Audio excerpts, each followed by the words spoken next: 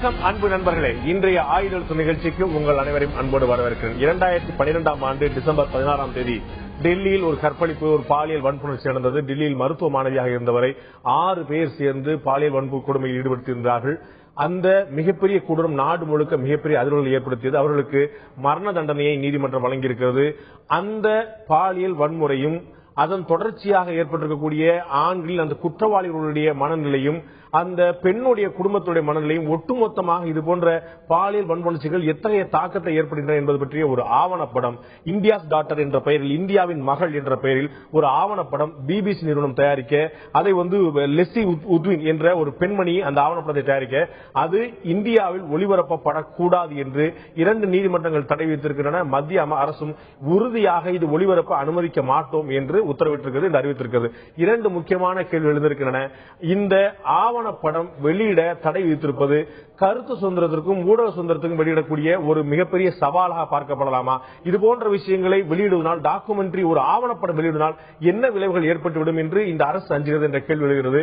இன்னொரு முக்கியமான விஷயம், அந்த ஆவணப்படத்தில் சம்பந்தப்பட்ட குற்றவாளியில் ஒருவர் மிக கடுமையான, மிக வியக்கத்தக்க, மிக அதிர்ச்சி தரத்தக்க வகையிலான கமெண்ட்களை, தன்னுடைய கருத்துக்களை பதிவு செய்கிறார். பெண்கள் 9 மணிக்கு மேல் தெருவில் நடமாட வேண்டிய அவசியம் என்ன வந்தது? அந்த பெண் சம்பந்தப்பட்ட கற்பழிப்புக்கு உள்ளான பெண் கடுமையான சண்டை போட்டிருக்காவிட்டால் அவர் உயிரோடு விட்டிருக்கக்கூடிய வாய்ப்புகள் இருந்திருக்கிறது. அந்த பையனை மட்டும்தான் ஏதாவது செய்திருப்போம். அந்த பெண்கள் அணியக்கூடிய ஆடைகள் தான் இது போன்றதான் எங்களை தூண்டுகிறது என்று பல்வேறு கருத்துக்களை தெரிவித்திருக்கிறார். இந்த கற்பழித்த ஆணுடைய கருத்து வெறுமனே ஒரு குற்றவாளியுடைய கருத்து மட்டும்தானா? ஒட்டுமொத்த இந்திய ஆண் சமுதாயத்துடைய கருத்தின் வெளிப்பாடா? இந்த 2 முக்கியமான விஷயங்கள் பற்றி தான் இன்றைய ஆயுதத்தை பற்றி விவாதிக்க இருக்கிறோம். அதற்கு முன்னால் நம்ம சிறப்பு செய்தியாளர் சலீம் கொடுக்கக்கூடிய கூடுதல் தகவல் என்ன இப்போது பார்க்கலாம். அந்த பேட்டி எடுத்த பிபிசி ஜேர்னலிஸ்ட் இவங்க தான். 2012 டிசம்பர் மாதம் என்ன நடக்கிறது? டெல்லியில ஒரு 23 வயதான பெண் தன்னுடைய ஆண் நண்பரோட பஸ் ஏறதுக்காக ஒரு பஸ் ஸ்டாண்ட்ல நிக்கிறாங்க. அப்போ ஒரு பிரைவேட் பஸ் வருது.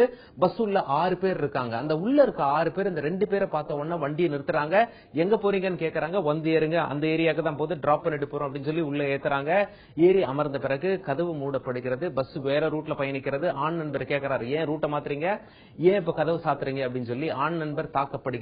அந்த பெண் கற்பழிக்கப்படுகிறாள். 2 பேரையும் ரோட்ல தூக்கி வீசிட்டாங்க. உள்ள ஏற்பட்ட காயங்கள் காரணமாக அந்த பெண் உயிரிழக்க நேரிடுகிறது. இந்த கற்பழிப்பினுடைய கொடூரத்தை தெரிஞ்சுக்கணும் அப்படின்னா டிவில சொல்ல முடியாது, இன்டர்நெட்ல படிச்சு தெரிஞ்சுக்கலாம். இது ஒரு புறம். இன்னொரு புறம், அந்த 6 பேரையும் போலீஸ் கைது பண்றாங்க. ஒருவர் தீஹார் ஜெயிலில் தூக்கிட்டு தற்கொலை செய்து கொள்கிறார். இன்னொருவர் 18 வயசுக்குள்ள சம்பவம் நடக்கும்போது அப்படிங்கறதுனால அவருக்கு 3 வருட சிறை தண்டனை, மீதி 4 மரண தண்டனை விதித்து நீதிமன்றம் தீர்ப்பளிக்கிறது. ஹைகோர்ட்ல மேல்முறையீட்டுக்கு போறாங்க, அதே தண்டனை தான். சுப்ரீம் கோர்ட்ல இப்ப போயிருக்காங்க மேல்முறையீட்டுக்கு. ஜனாதிபதி கிட்டையும் மனு போட்டு பார்ப்பாங்க. இது ஒரு புறம் இருக்கையில, பிரிட்டிஷ் பிபிசி தொலைக்காட்சியிலிருந்து ஒரு பெண்மணி குற்றவாளியை இந்திய அரசிடம் பர்மிஷன் வாங்கி, தீஹார் ஜெயில் இன்சார்ஜ் கிட்டையும் பர்மிஷன் வாங்கி பேட்டி எடுத்துட்டு போறாங்க. 8ஆம் தேதி அந்த பேட்டி ஒளிபரப்பாக இருக்கிறது. அந்த பேட்டியில என்ன சொல்லியிருக்காரு அப்படின்னு சொல்லி ஒரு சில தகவல்கள் கசிந்திருக்கிறது. அந்த கற்பழித்து கொலை செய்த குற்றவாளி என்ன பேட்டி கொடுத்திருக்கான் அப்படின்னா, இந்திய பெண்கள்ல 20% தான் நல்ல பெண்கள். யார் பெண்கள் 9 மணிக்கு வெளியே வர சொல்றாங்க, பப்பு பார்க்கெல்லாம் யார் போக சொல்றாங்க, இது மட்டும் இல்லாம கண்டபடி ஆடை அணிந்து யார் போக சொல்றாங்க, இவங்களுக்கெல்லாம் ஒரு பாடம் கற்பிக்க வேண்டியிருக்கும். அது மட்டும் இல்ல, கற்பழிக்கும் போது எதிர்ப்பு காட்டக்கூடாது, எதிர்ப்பு காட்டுறதுனால தான் நாங்க தாக்க நேரிடுகிறது, எங்களை அப்படியே விட்டுறணும் அப்படிங்கிற மாதிரிலாம் பேட்டி கொடுத்திருக்கார். இந்த பேட்டி ராஜ்யசபால இன்று ஒலித்திருக்கிறது. கடும் கண்டனம் தெரிவிச்சிருக்காங்க. அது மட்டுமல்ல, ராஜ்நாத் சிங் என்ன சொல்லியிருக்கார் அப்படின்னா, இந்த பேட்டியை இந்திய தொலைக்காட்சிகளில் போடக்கூடாது அப்படின்னு சொல்லி அரசாங்கம் சார்பாக கோர்ட்ல போய் பர்மிஷனை வாங்கிட்டு வந்திருக்காங்க.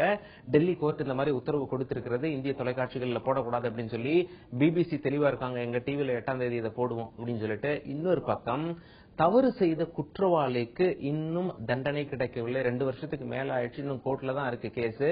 இது இருக்கையில இன்னொரு புறம் ராஜ்நாத் சிங் அவர்களின் கோபம் பேட்டி எடுத்தவர் மீதும் எடுக்கப்பட்ட பேட்டியின் மீதும் குற்றவாளியை விடுத்து இவர்கள் மீது திரும்பி இருப்பது என்ன நியாயம் என்ற கேள்வி மக்கள் மனதில் எழுந்துள்ளதால் இந்த விவாதம் எழுந்துள்ளது. இந்தியாஸ் டாட்டர் என்று அழைக்கப்படக்கூடிய இந்தியாவின் மகள் என்ற ஆவணப்படத்துக்கான தடை அர்த்தமுள்ளதா அனாவசியமா என்ற தலைப்பில் இன்றைய ஆயுதத்தின் நிகழ்ச்சியில் விவாதிக்க இருக்கிறோம். நிகழ்ச்சியின் இந்த பகுதியில் நம்முடைய இந்திய தேசிய கட்சியைச் சேர்ந்த திரு நிஜாமுதீன் அவர்கள் நம்முடைய இருந்திருக்கார். அதே போல ஓய்வு பெற்ற மூத்த ஐஏஎஸ் அதிகாரி திரு முருகன் அவர்கள் நம்முடைய இருந்திருக்கார். அதே போல சமூக ஆர்வலரும் விமர்சகருமான பானு கோம்ஸ் அவர்கள் நம்முடைய இருந்திருக்கார். உங்கள் 3 பேர் நிகழ்ச்சிக்கு வரவேற்கிறேன். நான் ஏற்கனவே சொன்னது போல இந்த நிகழ்ச்சியை நான் 2 விதமாக கொண்டு போக விரும்புகிறேன். முதல் கட்டமா நம்ம பேச விரும்புறது இந்த ஆவணப்படத்துக்கான தடை சரியா என்பது பற்றி. இரண்டாவது பகுதியில் நான் கொண்டு போறது அந்த கற்பழித்த திரு முகேஷின் என்பவர் அவர் சொல்லியிருக்கக்கூடிய கருத்துக்கள் அவருடைய கருத்துக்காக மட்டும்தான் பார்க்க முடியுமா, ஒட்டுமொத்த இந்திய ஆண் சமூகத்துடைய கருத்துலாம் பார்க்குமா அப்படிங்கிற ரெண்டு பார்வை. நான் முதல் கட்டமா பானு கோம்ஸ்ட கேட்க விரும்புறேன். இந்த ஆவணப்படத்துக்கான தடை நீங்க பார்த்திருப்பீங்க, ராஜ்நாத் சிங் அவர்கள் ராஜ்யசபால எவ்வளவு ஆக்ரோஷமா சொல்றார், இந்தியாவுல எந்த தொலைக்காட்சியிலும் இந்த ஒரு ஆவணப்படம் வெளியிட நாங்க அனுமதிக்க மாட்டோம் சொல்றார். இந்த தடை சரியானதா, அந்த படத்தை ஒளிபரப்பினால் என்ன விளைவுகள் ஏற்படும் என்று அஞ்சி மத்திய அரசு இந்த முடிவுக்கு வந்திருக்காரு. அதாவது என்ன மாதிரி விஷயங்கள் பொதுமக்கள் மத்தியில பெரிய பரபரப்புக்காக செய்யப்படுகிற விஷயங்கள் எந்த அளவுல ரீச் ஆகும் அப்படின்னா, எப்பவுமே நெகட்டிவிட்டி செல்ஸ், எப்பவுமே எதிர்மறையான விஷயங்கள் மக்களிடம் ஈஸியாக எளிதாக போய் சேர்ந்துரும். எவ்வளவுதான் நீங்க ப்ரீச் பண்ணாலும் ஒரு நெகட்டிவ் விஷயம் ஈஸியா போய் சேர்ந்துரும். அந்த மாதிரி இதுல இந்த நிர்பயா சம்பவம் நடந்த பிறகு அதை பல விதமாக சொன்னது, அது ரொம்ப டீட்டெயிலா ரொம்ப கிராபிக் டீட்டெயில சொல்லும் போது அதே மாதிரியான பல சந்தர்ப்பங்கள் நாட்டுல பல பகுதிகளில் நடந்ததை நாம பார்த்தோம்.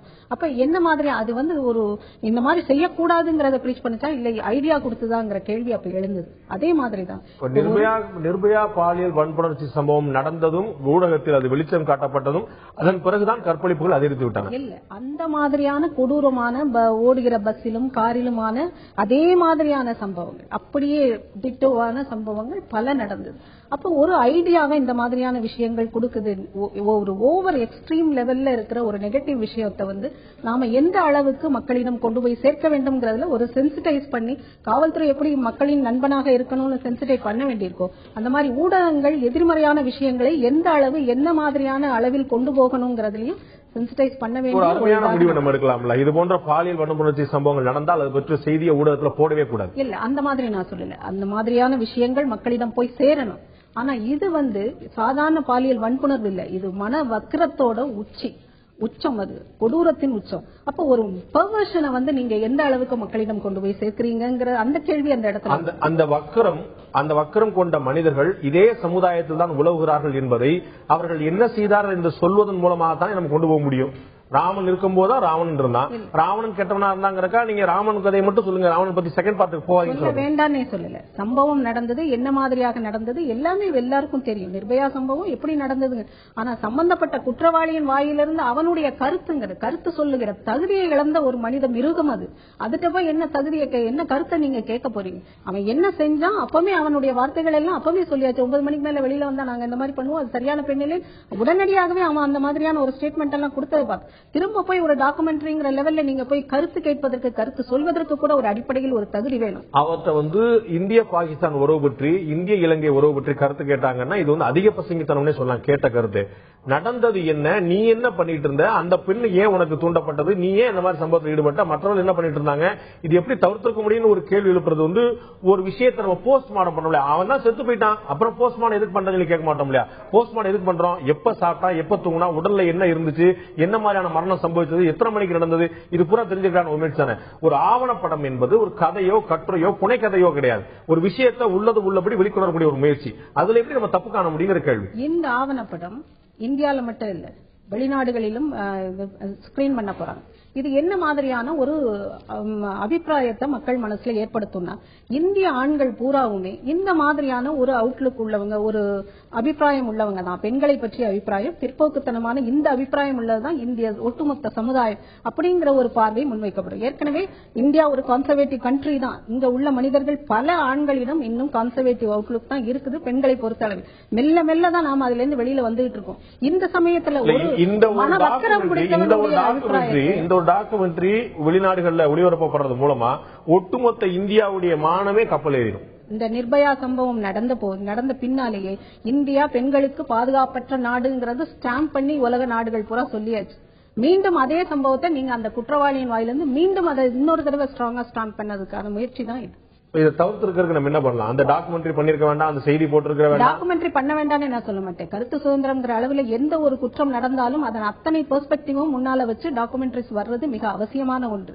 ஆனா இந்த விஷயத்துல இந்த குற்றவாளிக்கு இவ்வளவு தூரம் ப்ரொஜெக்ஷன் கொடுத்திருக்க வேண்டாங்கிறது தான் என்னுடைய ப்ரொஜெக்ஷன் வார்த்தை சரியா நம்ம தொடர்ந்து விவாதிப்போம். நான் திரு முருகன் கேட்க விரும்புறேன், உங்களுடைய முதல் கட்ட தகவல் இது போன்ற ஆவணப்படங்கள் வெளிவருவது பானுகம் சொன்னது போல அந்த குற்றவாளிக்கு ஒரு ப்ரொஜெக்ஷன், அவருக்கு ஒரு முன்னுரிமை கொடுக்கக்கூடியது, அவரை முன்னிலைப்படுத்தக்கூடிய விஷயமா மாறிடுதா? அவர்கிட்ட போய் கருத்து கேட்டு அவர் என்ன பெரிய தத்துவவாதிகள் அவன் போய் கருத்து கேட்கிற மாதிரிதான் இது ஒரு நெகட்டிவான இம்பாக்ட் தான் கொடுக்குமா, இல்ல சமூகத்தில் புறையோடி போயிருக்கக்கூடிய புண்ணை வெளிக்காட்டக்கூடிய ஒரு முயற்சியா இருக்குமா? இல்ல ஃபண்டமெண்டல்ஸ் தெரியாம நாம பேசிட்டு இருக்கிறோங்கிறதுனால நான் ஃபண்டமெண்டல்ஸ் சொல்ல விரும்புறேன். அந்த பையன் அவங்க 4 பேரும் எப்படி வாழ்ந்தாங்க, ஒரு குப்பத்துல இருந்து வர்றவனுங்க, அவங்களுடைய ஹேபிட்ஸ் என்ன, 14 வயசுலயே டெய்லி ட்ரிங்க் சாப்பிடுறவனுங்க, ரோட்ல போற பெண்களை கேலி பண்றவனுங்க, பக்கத்து வீட்டுல திருடுறவனுங்க, டீடைல்டா வரி வரியா படிச்சு அப்படி நான் தேக்கி வச்சிருக்கிறேன். அவன் பண்ண கிரைம் வச்சு பார்த்தா அவன் ரொம்ப சாதாரணமான அடித்தளத்திலிருந்து வருகிற ஒரு கிரிமினல். ஆனா அவன் இன்னைக்கு பேட்டியில சொல்லியிருக்க விஷயம் தயவு செய்து கூர்ந்து கவனிக்கணும் பார்வையாளர்கள். ஒரு தரம் காந்திட்ட கேட்டாங்க, ஐயா நீங்கள் ஒழுக்கத்தை பற்றியும் பெண்களின் நடத்தை பற்றியும் பேசுறீங்களே, ஒரு பெண்ணை ஒருத்தன் கற்பழிக்க வந்தா அந்த பெண் என்ன பண்ணணும் சொல்லுங்க. அவர் ரொம்ப யோசிச்சுட்டு, நல்லா எழுதிக்க நான் சொல்றத, பக்கத்தில் இருக்கிற ஆயத்தை எடுத்து அந்த ஆணை அவள் தாக்கலாம், ஒண்ணும் முடியலன்னா அவன் நகத்தை வைத்தும் பல்ல வைத்தும் அவனை தாக்கலாம், கல் எடுத்து எரியலாம், ஒண்ணுமே முடியலன்னா தப்பி ஓட முடியல, வேற வழியே இல்லைன்னா தன் உயிரை மாய்த்து கற்பை காத்துக்கொள்ள வேண்டுமே தவிர கற்பை இழக்கலாகாதுன்னு சொல்லி முடிச்சாரு. பெரிய அளவுல டிபேட் பண்ணாங்க. அப்போ ரஸ்புட்டின்ல கேட்டதையும் போட்டாங்க. ரஸ்புட்டின் கேட்டாங்க, சார் இந்த மாதிரி காந்தி சொல்றாரு, அல்லது இந்த மாதிரி இந்தியாவில் ஒரு வியூ இருக்கு, அப்ப என்ன பண்ணலாம் சார் அப்படின்னு பேசும்போது அவர் சொல்றாரு, பாருங்க ஃபர்ஸ்ட் பார்ட் நீங்க சொல்றது கரெக்ட், போங்க தகராறு பண்ணுங்க தப்பிக்க பாருங்க, முடியலையா அப்படி படுத்து என்ஜாய் பண்ணிட்டு போயிட்டே இருங்க, அதுக்காக நீங்க உங்க உயிரெல்லாம் இழக்க முடியாதுன்னு அவர் சொன்னாரு. இதை பெருசா நாங்க டிபேட் பண்ணிருக்கோம். இந்த பையன் ஒரு கிரிமினல், 8ஆம் கிளாஸ் கூட படிக்காத ஒருத்தன் அவன் இன்னமும் பெரிய கருத்துக்களை சொல்கிறான். என்னுடைய சொந்த ஒப்பீனியன் என்னன்னா, அவனை இந்த படத்தை சிறப்பாக எடுப்பதற்காக யாரோ தயார் செய்து இந்த மாதிரி பேட்டி அளித்திருக்கிறார்கள் என்று நான் நம்புகிறேன். இந்த படம் எடுப்பதும் ஃபர்ஸ்ட் டைம் இல்ல, இது முத நடந்தது சிட்னில நடந்தது சார், ஆஸ்திரேலியால 1886. அங்க ஒரு பெண், சிறிய பெண், 16 வயது அவளுக்கு, அவ நல்ல ஒழுக்கமான பெண், கான்வென்ட்ல இருந்து படிப்பை விட்டுட்டு ஏழ்மை காரணமாக வீட்டு வேலை செய்து அப்படி போயிட்டு இருக்கிறவா. பகல் 12 மணிக்கு தெருல நடந்து போகும்போது, ஒரு வேலையை முடிச்சுட்டு இன்னொரு வேலைக்கு போகும்போது ஒரு டாக்ஸி டிரைவர் வரான். உங்களுக்கு நான் லிப்ட் தட்டுமாமான்னு கேட்கறான். சரி நீ ஏறிக்கிறா, நேர கொண்டு ஒரு காட்டு வழியில கொண்டு போய் அவளை கற்பழிக்க பற்றி கத்துறா. உடனே 2 பேர் ஓடி அவனை துரத்துறாங்க. நீங்க பாருங்க இப்படிலாம் வரக்கூடாது தனியான்னு சொல்லி அவளை கூட்டு போறாங்க. 1886, கிட்டத்தட்ட 128 வருடங்களுக்கு முன்னால் நடந்தது. உடனே என்ன பண்றாங்க, அவனை கூட்டு போய் அவன் நண்பர்கள் 4 பேர் கார்ல ஏறிட்டு இவளை போய் திருப்பி கற்பழிக்கிறாங்க சார். 1 மணில இருந்து 4 மணி வரைக்கும் அந்த அம்மா கத்துது. அப்ப வில்லியம்ஸ் ஒருத்தர் சேவ் பண்ண வர்றாரு, அவரை கல்லால் அடிச்சு துரத்துறாங்க. அவர் நேரவே போலீஸ் ஸ்டேஷன்ல 4 மணிக்கு சொல்றாரு. 5 மணிக்கு போலீஸ் வந்தா எல்லாரும் ஓடிட்டா அந்த பொண்ணை ஹாஸ்பிட்டல சேர்க்கறாங்க. அப்புறம் அந்த ஆஸ்திரேலியா பூரா இது டிபேட் ஆயிடுச்சு. ஏன்னா அப்பதான் அதுக்கு 1.5 வருஷத்துக்கு முன்னதான் கற்பழிப்புக்கு இது கொடுக்கணும், தூக்கு தண்டனை போடணும், அதாவது டெத் சென்டென்ஸ், அப்ப தூக்குன்னு சொல்றதுல டெத் சென்டென்ஸ் போடணும்னு அவங்க நிறைவேற்றிருக்காங்க. அந்த மக்கள்லாம் எழுந்து பெரிய அளவுல பண்ணி கடைசியா 9 பேருக்கு டெத் சென்டென்ஸ் கொடுத்து அந்த இது மூலமா நீங்க இது போன்ற ஆவணப்படங்கள் வரணும்னு சொல்றீங்களா, வரக்கூடாதுன்னு சொல்லுங்க. வந்தது அது 3 சீரியலா வந்தது. வரும்போது இது ஏன் வந்ததுன்னா, பெண்கள் பாதுகாப்புக்காக நல்ல முறையில் நடந்து கொள்ள வேண்டும். கவர்மெண்ட் பெண்கள் பாதுகாப்புக்காக நல்ல முறையில் பெண்கள் நடந்துக்கணுமா, ஆண்கள் நடந்துக்கணும்? பெண்கள் நடந்து கொள்ள வேண்டும், ஜாக்கிரதையாக இருந்து கொள்ள வேண்டும். நான் உன்னை லிப்ட் கொடுக்கணும் ஏறாத அப்படிங்கிற மாதிரி மெசேஜை கொடுத்து, அப்புறம் நிர்வாகம் எப்படி நடந்து கொள்ள வேண்டும், சமூகம் எப்படி நடந்து கொள்ள வேண்டும் என்று சொல்லி பெருசா பேசி, இந்த ரேப்னு சொன்னாலே அதுக்கு ஆரம்பமா ஒரு நிகழ்ச்சி அதை சொல்லுவாங்க. நான் அதை நோட்ஸ் மாதிரி எடுத்து தயார் பண்ணி ஒரு ஆர்டிகிளுக்காக வச்சிருந்தேன். அப்புறம் சார் இன்னொன்னு மறந்துடுங்க, அந்த மேடம் கூட சொன்னாங்க, நமது கலாச்சாரம் பழைய கலாச்சாரப்படி, நான்லாம் கிராமத்துல வளர்ந்தவன், எங்க வீட்டுல 5 சகோதரிகள், எங்க சுத்து வட்டாரத்துல நான் குழந்தையா இருக்கிற காலத்துல நினைவு தெரிஞ்ச காலத்துல எங்க சித்தப்பா வரும்போது எங்க அக்கா எல்லாம் ஓடி போய் வீட்டுக்குள்ள கதவை சாத்திக்குவாங்க. இந்த மாதிரி கலாச்சாரத்துல வரும்போது நாங்களே இங்கே விவாதம் பண்ணிக்கோ, தகராறுலாம் பண்ணிருக்கோம். நீங்க வெளியில போகும்போது இதை எதிர்பார்த்து போறீங்கன்னு சொல்றான். அவன் சொல்றான், அவன் ஒரு கிரிமினல், அயோக்கியன் என்பதும் உண்மை. நாம வெளியே சொல்றது சரி என்பது உண்மை. சரிங்கிறது இல்ல, அது வந்து எனக்கு நிகழ்ச்சி இந்த பகுதியில் நம்முடைய பாஜகவை சேர்ந்த மாநில பொதுச் செயலாளர் வானதி சீனிவாசன் நினைக்கிறார். உங்களை நிகழ்ச்சிக்கு வருவதற்கு அதற்கு முன்னால் நான் திரு நிஜாமுதீன் உங்களுடைய முதல் கட்ட கருத்தை தெரிஞ்சுக்க விரும்புகிறேன். இந்த ஆவணப்படத்துக்கான தடை உங்களுடைய பார்வையில அர்த்தமுள்ளதா அனாவசியமா? அனாவசியமானது. ஏன்னு சொன்னா உலகம் ஃபுல்லா ஒளிபரப்பப்படுது, அது தடை செய்யல. இந்தியாவில் இந்த பேட்டியை சிறைச்சாலையில் எடுக்க விட்டு அவர்கள் பதிவு செய்த பிறகு இந்தியாவில் மட்டும் தடை செய்ய என்று சொன்னால், மேடம் சொல்லும்போது சொன்னாங்க வெளிநாடுகளில் மானம் போகிறது, தடை செய்ய வேண்டும். வெளிநாடுகளெல்லாம் தடை இல்லையா, இந்தியாவுக்கு மட்டும் தடை என்று சொன்னால் இது என்ன நியாயம்? வெளிநாடுகளே தடை செய்யறதுக்கு முயற்சிப்போம் சொல்லிட்டு மத்திய அரசு வெளியாடிச்சு, செய்தி வெளியாடிச்சு. ஒன்ஸ் அனுமதி கொடுத்துட்டாங்க. இதெல்லாம் தப்பு இருக்குது. ஒரு குற்றவாளியுடைய குற்ற செயலை வெளிப்படுத்துவதற்காக, மீண்டும் இது போன்ற தவறுகள் நடக்கக்கூடாது என்பதற்காக ஒரு ஆவணப்படம் தயாரிக்கப்படுகிறது. இப்ப இந்தியாவை பொறுத்த வரைக்கும் கற்பழிப்பு போன்ற குற்றங்களில் தண்டனை குறித்து மக்களுக்கு, அந்த குற்றவாளிகளுக்கு ஐயப்பாடு கிடையாது, அச்சங்கள் கிடையாது. சொன்னால் ஏற்கனவே தண்டனை கொடுக்கப்பட்டவர்கள் கிட்டத்தட்ட 60க்கும் மேற்பட்டவர்கள் ஜனாதிபதியால் பொதுமன்னிப்பு கொடுக்கப்பட்டு வெளியே சென்றிருக்கின்றார். முன்னாள் ஜனாதிபதி அவர்கள் பிரதிபா காலத்திலேயே கிட்டத்தட்ட 20க்கும் மேற்பட்டவர்கள் விடுதலை செய்யப்பட்டிருக்கிறார்கள். இப்ப அது மட்டுமல்ல, பெரிய இடத்துல நடக்கக்கூடிய கற்பழிப்புகளுக்கு ஒரு உணர்ச்சி பூர்வமான ஒரு தண்டனையும், கிராமங்களில் நடக்கக்கூடிய நிலைக்கு கேட்பார் இல்லாத நிலையும் இங்கே தொடர்ந்து நடந்து கொண்டிருக்கிறது. இந்த நாட்டில் காவல்துறையிலும் காவல் நிலையங்களிலும் கற்பழிப்பு நடந்திருக்கிறது, இன்னும் வழிபாட்டு தலங்களிலும் கற்பழிப்பு நடந்திருக்கிறது, சாலையில் நடக்குது, எங்காலுமே தான் நடக்குது. எங்க ஒரு உயர் படிப்பு படிக்கக்கூடிய ஒரு பெண்ணுக்கு நடந்தால் மட்டும் உயர்வான கோட்பாடும் உலகமே இந்தியாவே பொங்கி அழக்கூடிய ஒரு நிலையும். அப்போ நீதி சரிசமமா எல்லோருக்கும் வழங்கப்படவில்லை. இது அதுக்கும் இதுக்கும் என்ன சம்பந்தம் இருக்கான்னு தெரியல. இது டெல்லியில ஏதோ ஒரு உயர் வகுப்பை சேர்ந்த ஒரு பொண்ணு அப்படிங்கிறக்கா இல்ல, இது ஒரு ஓடக்கூடிய பேருந்து நடந்த ஒரு சம்பவம். நம்ம ஓடக்கூடியது நடந்தாலும் சரி, வீட்டை உடைச்சு உள்ள நடந்தாலும் சரி, தவறு தான். நடந்து சட்டத்தை ஸ்ட்ராங் ஆக்கணும். இப்ப பாருங்க, 4 பேர் உங்களுடைய இதயத்தை தொடக்கூடிய சம்பவம் அப்படின்னு ஒண்ணு பாக்குறோம். ஒரு சாதாரண வித்தியாசம் நம்ம பார்த்தோம். ஸ்ருதி அப்படின்னு நினைக்கிறேன், நம்முடைய ஒரு சிறிய பெண் ஓடக்கூடிய பேருந்துல, பள்ளி பேருந்துல இந்த ஓட்டையில இருந்து கீழே விழுந்தா. ஒரு நாளைக்கு சாலை விபத்து 100 நடக்கு. இன்னைக்கு சிவாசி பக்கத்துல 5 பேர் இறந்திருக்காங்க. ஒரு நிமிஷம், அந்த விபத்துக்கு உங்களுக்கு ஞாபகம் இருக்காது. ஆனா அந்த மாணவி, பிஞ்சு குழந்தை ஓடுற பஸ்ல இருந்து ஓட்டையில இருந்து விழுந்து இறந்தது ஒரு அடி நெஞ்சில ஒரு வடுமை. அது போல இந்த கற்பழிப்பு மரணமும் ஒரு உணர்ச்சி வேகத்தில் நடந்த விஷயம் இல்ல. ஒரு 6 பேர் இது ஒரு மாறாத ஒரு வடு, இது ஒரு மைல்கல் மாதிரியான ஒரு நெஞ்சில பதிஞ்சிருக்கூடிய ஒரு வடு. அது இல்ல, நீங்க சொன்ன மாதிரி அதுக்கு ஒரு சாலை பஸ்ஸில் போகக்கூடிய அந்த ஓட்டையில உள்ள சொன்னா அந்த அரசுரை தவறு, ஆர்டிஓ அதுக்கு அனுமதி கொடுத்திருக்கிறார், அந்த நிர்வாகத்துறை தவறு, இப்படி எல்லாம் இருந்து அந்த குழந்தை எதுவுமே எந்த தவறுமே பண்ணாமல் அங்க விபத்துக்குள்ளாகிறது. அப்ப நெஞ்சு துடிக்கத்தான் செய்யும். இங்க கற்பழிப்பு என்று சொன்னாலும் எல்லா கற்பழிப்பும் மிகவும் கொடூரமான ஒன்று, அவருக்கு தண்டனை கடுமையாக்க வேண்டும். இப்ப 4 பேர் தண்டனை பெற்றார்கள், ஒருத்தருக்கு மட்டும் 3 வருஷம் தண்டனை. அவர் 18 வயது கீழே இருக்கு. இந்திய சட்டம் சொல்லுது, இந்திய சட்டத்தை மாற்றணும். அதுதான் தப்பு சொல்றேன். இந்திய சட்டம் மாற்ற வேண்டும். சட்டத்தை பார்த்து பயப்படக்கூடிய நிலையிலே சட்டம் இருக்க வேண்டும். சட்டத்தை பார்த்து பயப்படாத வரைக்கும் பயப்படக்கூடிய நிலை இருக்கிறதுல குற்றம் நடக்காம இருக்குது. குறையும். எந்த ஊர்ல இருந்து? எல்லா ஊர்லயும் அப்படித்தான். புள்ளி வரங்கள் அப்படி சொல்லல அப்படிங்கிறது உங்களுக்கு தெரியும். இல்ல அப்படி இல்ல. அது மாத்திரமல்ல, இப்ப அவர் சொல்லக்கூடிய அந்த குற்றவாளி என்பவன் சொல்லக்கூடிய நிலையிலேயே அது வெளிப்படும் பொழுது இது குறித்து இந்த மாதிரி தவறுகள் நடக்காமல் மக்களை டீச் பண்ணுவதற்கு ஒரு வாய்ப்பும் ஏற்படுகிறது. இது ஆவணங்கள் வெளியாறது நல்லதுதான் அப்படிங்கிறது. நல்லதுதான், அது தடை இல்லை. அனுமதி கொடுத்தாச்சு, ஏற்கனவே கொடுத்தாங்க. அப்ப எல்லாமே அனுமதிக்கப்பட்ட பிறகு மறுப்பது என்ன நியாயம்? அனுமதிக்கப்பட்ட பிறகு முன்னாடி ஏன் இந்த பதில் செய்யல? உள்துறை அமைச்சர் ராஜ்நாத் சிங் பேசுறாருன்னு சொன்னா அவர் இந்த மாதிரி அனுமதியே கொடுக்குறாங்க அரசு. அவர் கொடுக்கல. சரி, அது ஒரு வெளிநாட்டுல இருந்து ஒரு பிபிசி என்ற உலகம் அறிந்த ஒரு நிறுவனம், சாதாரண நிறுவனம் அல்ல, உலகம் அறிந்த ஒரு நிறுவனம் ஒன்னு எடுக்கிறாங்கன்னு சொன்னா அதுக்கான அனுமதியை கொடுத்த பிறகு மறுக்கும் பொழுது அதை தடுப்பதற்கு என்ன ஆயுதம் இருக்கிறது? கிடையாது. எதுவுமே சரிதான் அப்படிங்கிற உங்களுடைய பார்வை நான் புரிஞ்சுக்கிறேன். நான் நெல்லை வானதி சீனிவாசன் உங்களுடைய முதல் கட்ட கருத்து கேட்க விரும்புறேன். ராஜ்நாத் சிங்குடைய உணர்ச்சி மயமான கருத்துக்களை, குரலை நாம் ராஜ்யசபால பார்க்க முடிந்தது. இந்த ஆவணப்படம் எந்த தமிழகத்தில், இந்தியாவில் எந்த மாநிலத்திலும் ஒளிபரப்படாது, எந்த தொலைக்காட்சி ஒளிபரப்படாதுன்னு சொல்றாங்க.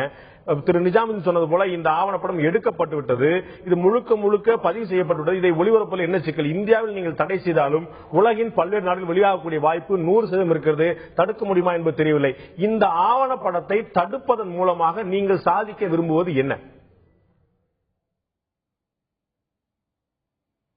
முதல்ல இந்த பிரச்சனையை பொறுத்த வரைக்கும் ரொம்ப கடந்து போகிற ஒரு அன்றாடம் நடக்கக்கூடிய செய்திகள் அல்லது அன்றாடம் நடக்கக்கூடிய நிகழ்வுகள் அப்படின்னு மட்டுமே இதை நாம பாத்திர முடியாது.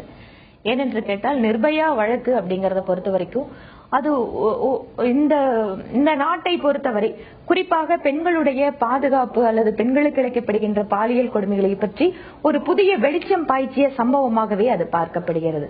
ஏனென்றால் அதற்கு பின்னால் தான் நிர்பயா வழக்கு ஏன் இவ்வளவு தூரம் முக்கியத்துவம் பெறுகிறது அப்படின்னு சொன்னா அதற்கு பின்னால்தான் JS கர்மா கமிட்டி அரசாங்கத்தால் நியமிக்கப்பட்டு கிட்டத்தட்ட 80,000 கருத்துக்கள் நாடு முழுவதும் பெறப்பட்டு அதற்கு பின்னால் புதிதாக நிர்பயா ஆக்ட் என்ற ஒரு புது ஆர்டினன்ஸை அரசாங்கம் கொண்டு வரக்கூடிய அளவிற்கு அதுலதான் இன்னும் சட்டங்கள் கடுமையாக்கப்படுகிறது புதிதாக.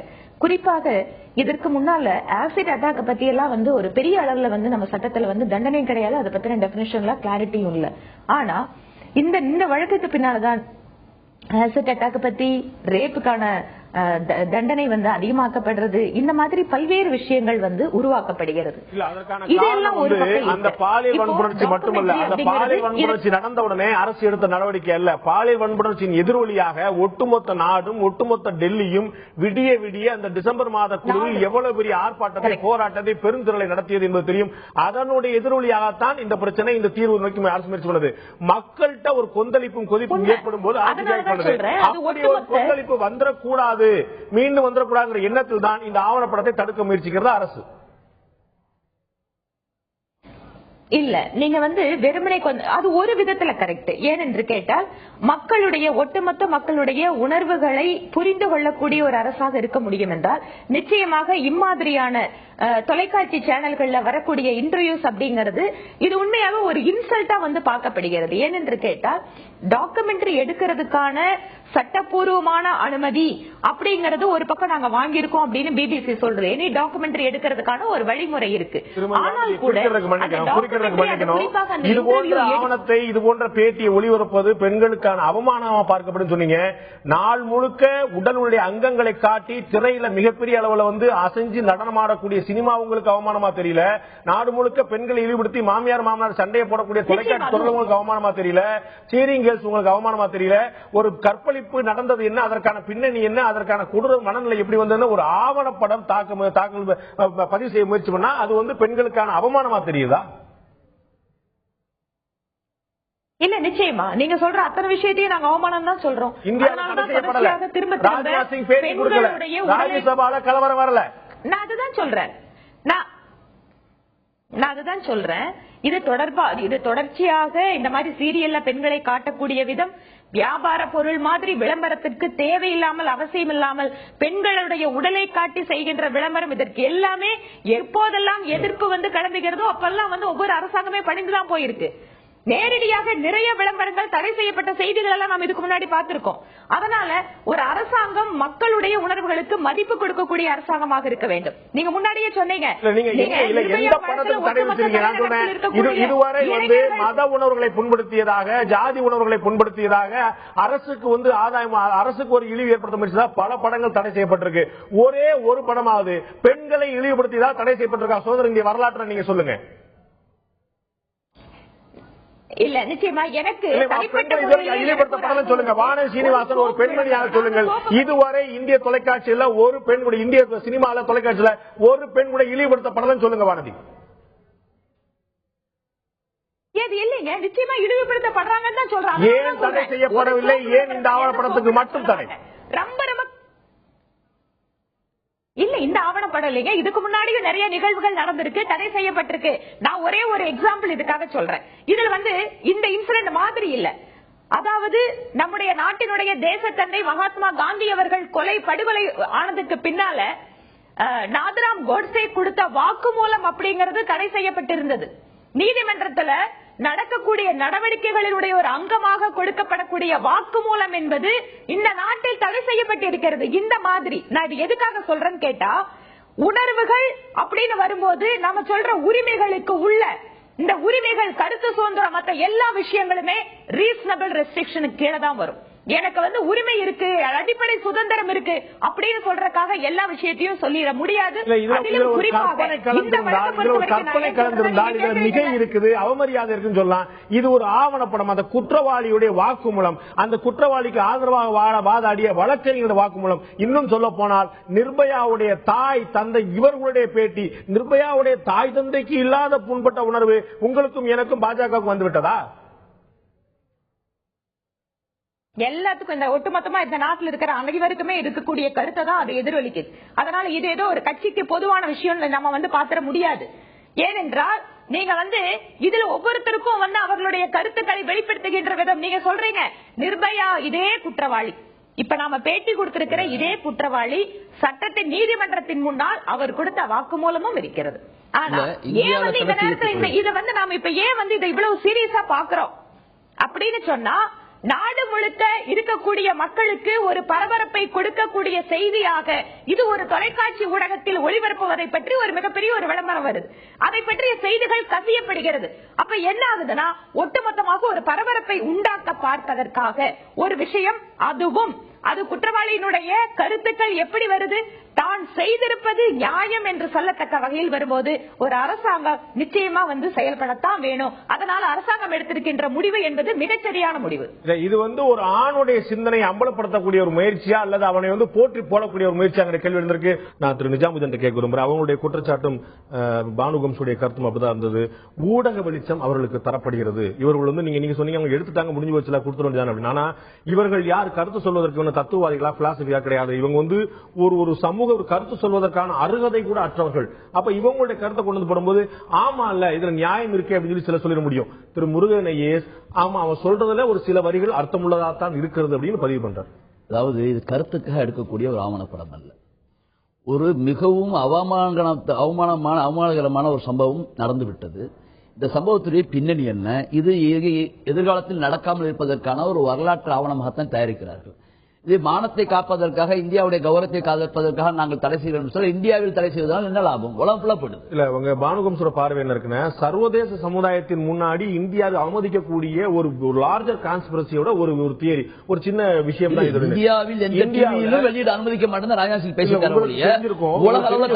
உங்களுக்கு தெரிஞ்சிருக்கும், இந்தியா நாம சொல்லக்கூடிய சோகால்டு பெரிய வளர்ந்த மேலை நாடுகளை விட கற்பழிப்பு பாலியல் வன்முறை எண்ணிக்கை குறைவாக நடக்கக்கூடிய நாடா இருக்கு. 10,000 பெண்களுக்கு 2 பேர் இந்தியாவில் கற்பழிக்கப்படுறாங்க அப்படின்னா, இந்த பிபிசி இயங்கி கொண்டிருக்கக்கூடிய பிரிட்டன்ல 10,000 பெண்களுக்கு 29 பெண்கள் கற்பழிக்கப்படுறாங்க. அமெரிக்கால 34 பெண்கள் கற்பழிக்கப்படுறாங்க 10,000 பெண்கள். இந்தியாவில் 2 பெண்கள் கற்பழிக்கப்படுறாங்க. அந்த விகிதாச்சாரம் மிகப்பெரிய வித்தியாசம் இருக்கு. இந்தியாவில் கம்பேரிட்டிவா அந்த நாடு, நான் சொல்றது நீங்க சொல்ற மேலை நாடுகள் கம்பேர் பண்ணும்போது அது ஒரு மிக குறைவான 1,00,000 பேருக்கு 2 பேரு, 1,00,000 பேருக்கு 29 பேர், 1,00,000 பேருக்கு 39 பேருக்கு. இந்தியா அவர்களை ஒப்பீட்டு அளவில் மிகப்பெரிய சேஃபான ஒரு நாடா இருக்குது. அப்ப அங்கெல்லாம் அந்த ஆவணப்படங்கள் எடுக்காம இங்க இந்தியாவில் அந்த ஆவணப்படம் எடுக்கும் போது இந்தியாவை தவறாக சித்தரிக்கக்கூடிய ஒரு முயற்சி இல்ல. இந்தியாவை தவறாக சித்தரி இது போன்ற கொடூரமான சம்பவங்கள் நடக்கக்கூடிய நிகழ்வை தான் நான் பார்த்து அதை பின்னோக்கி இந்தியாவில் எதிர்ப்பதற்கான மக்கள் தயாரா, சாலையில் இருக்கக்கூடிய மக்கள் தயாரா இருக்கிறார்கள். ஏன் எதிர்க்கிறார்கள், எவ்வாறு இவ்வளவு பெரிய கொடுமையான சம்பவம் நடந்தது என்பதை வெளிக்கொண்டு வந்ததற்கான முயற்சி. சரி, அனுமதி கொடுத்துட்டாங்க. இப்ப தடை என்று சொன்னால் ஒட்டுமொத்த தடை செய்ய முடியுமா? இந்தியாவில் எந்த மாநிலத்திலும் எந்த டிவியும் ஒளிபரப்பு பண்ணக்கூடாது என்று சொன்னால் மற்ற நாடுகளில் ஒளிபரப்பு நெட்ல பார்த்துட்டு போயிடுவான். ரெண்டுக்கு தடைக்கு என்ன வித்தியாசம்?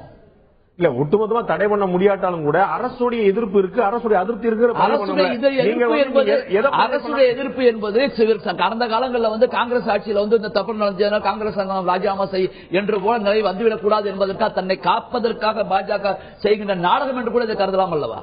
இல்ல, இது பாஜக மட்டும் இல்ல, காங்கிரஸ் உள்ள எல்லா கட்சிகளும் எதிர்த்திருக்காங்க. பாராளுமன்றத்தில் இருக்கக்கூடிய எல்லா கட்சிகளுமே எப்படி இருந்தாங்க கேள்வி இருக்காங்க. அரசியல் கட்சிகளுடைய அரசியல்வாதிகள் மனநிலை இதுல ஒன்னாத்தான் இருக்கு, திரு நிஜாமுதீன் மனநிலை உட்பட.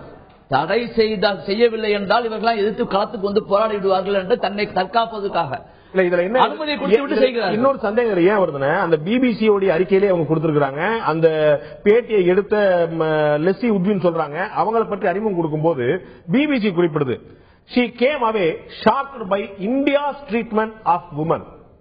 அந்த பெண்மணி இந்த ஆவணப்படத்தை எடுத்த பிறகு இந்தியா பெண்களை நடத்தும் விதம் பற்றி ஒரு மிகப்பெரிய அதிர்ச்சியை வெளிப்படுத்தினார். சோ ஒரு 6 பேர் கொண்ட ஒரு கும்பல் நடத்தக்கூடிய ஒரு வன்முறை சம்பவம் ஒட்டுமொத்த இந்தியா பெண்களை நடத்தக்கூடிய பார்வையாக பார்க்கப்படுகிறது. இதை பிபிசி பதிவு செய்கிறது. அதுதான் பானுகம்சுடைய அச்சம். இல்ல, அதுக்கு பின்னாடி ஏதாவது கருத்துக்கள் இருக்கு. அந்த காலத்துல எப்படி நடந்தது, சதி போன்றவர்களை பற்றி பின்னணியை வச்சு சொல்லலாம். அதை வச்சு நம்ம பேச முடியாது. ஆனா இப்ப அனுமதிக்கப்பட்டு விட்டது. அதை சொல்லக்கூடிய எடுக்கக்கூடிய கருத்துக்கள் இருக்குது. அதுல அவர் சொல்றாரு, அந்த குற்றவாளி சொல்கிறான், பெண்கள் உடையை பற்றி சொல்கிறான். இப்ப நம்ம எல்லாருமே சொல்றாங்க, கலாச்சாரம் மிகுந்த நாட்டிலே பெண்கள் மற்றவங்களை தொல்லை கொடுக்காத அளவுக்கு உடையை நாகரிகமா அணிய வேண்டும் என்பது ஒரு வழிகாட்டுதல் இருக்கிறது. நீங்க அப்படிதான் சொல்றீங்க. நீங்க அப்படிதான் சொல்றீங்க. ஆமா, அப்படிதான் திரு முருகன் அப்படிதான் சொல்றாரு. ஆமா, இந்த ஆவணப்படத்துல 5 வயது பெண்ணை கற்பழிச்ச ஒருத்தரை பற்றி ஆவணம் இருக்குது.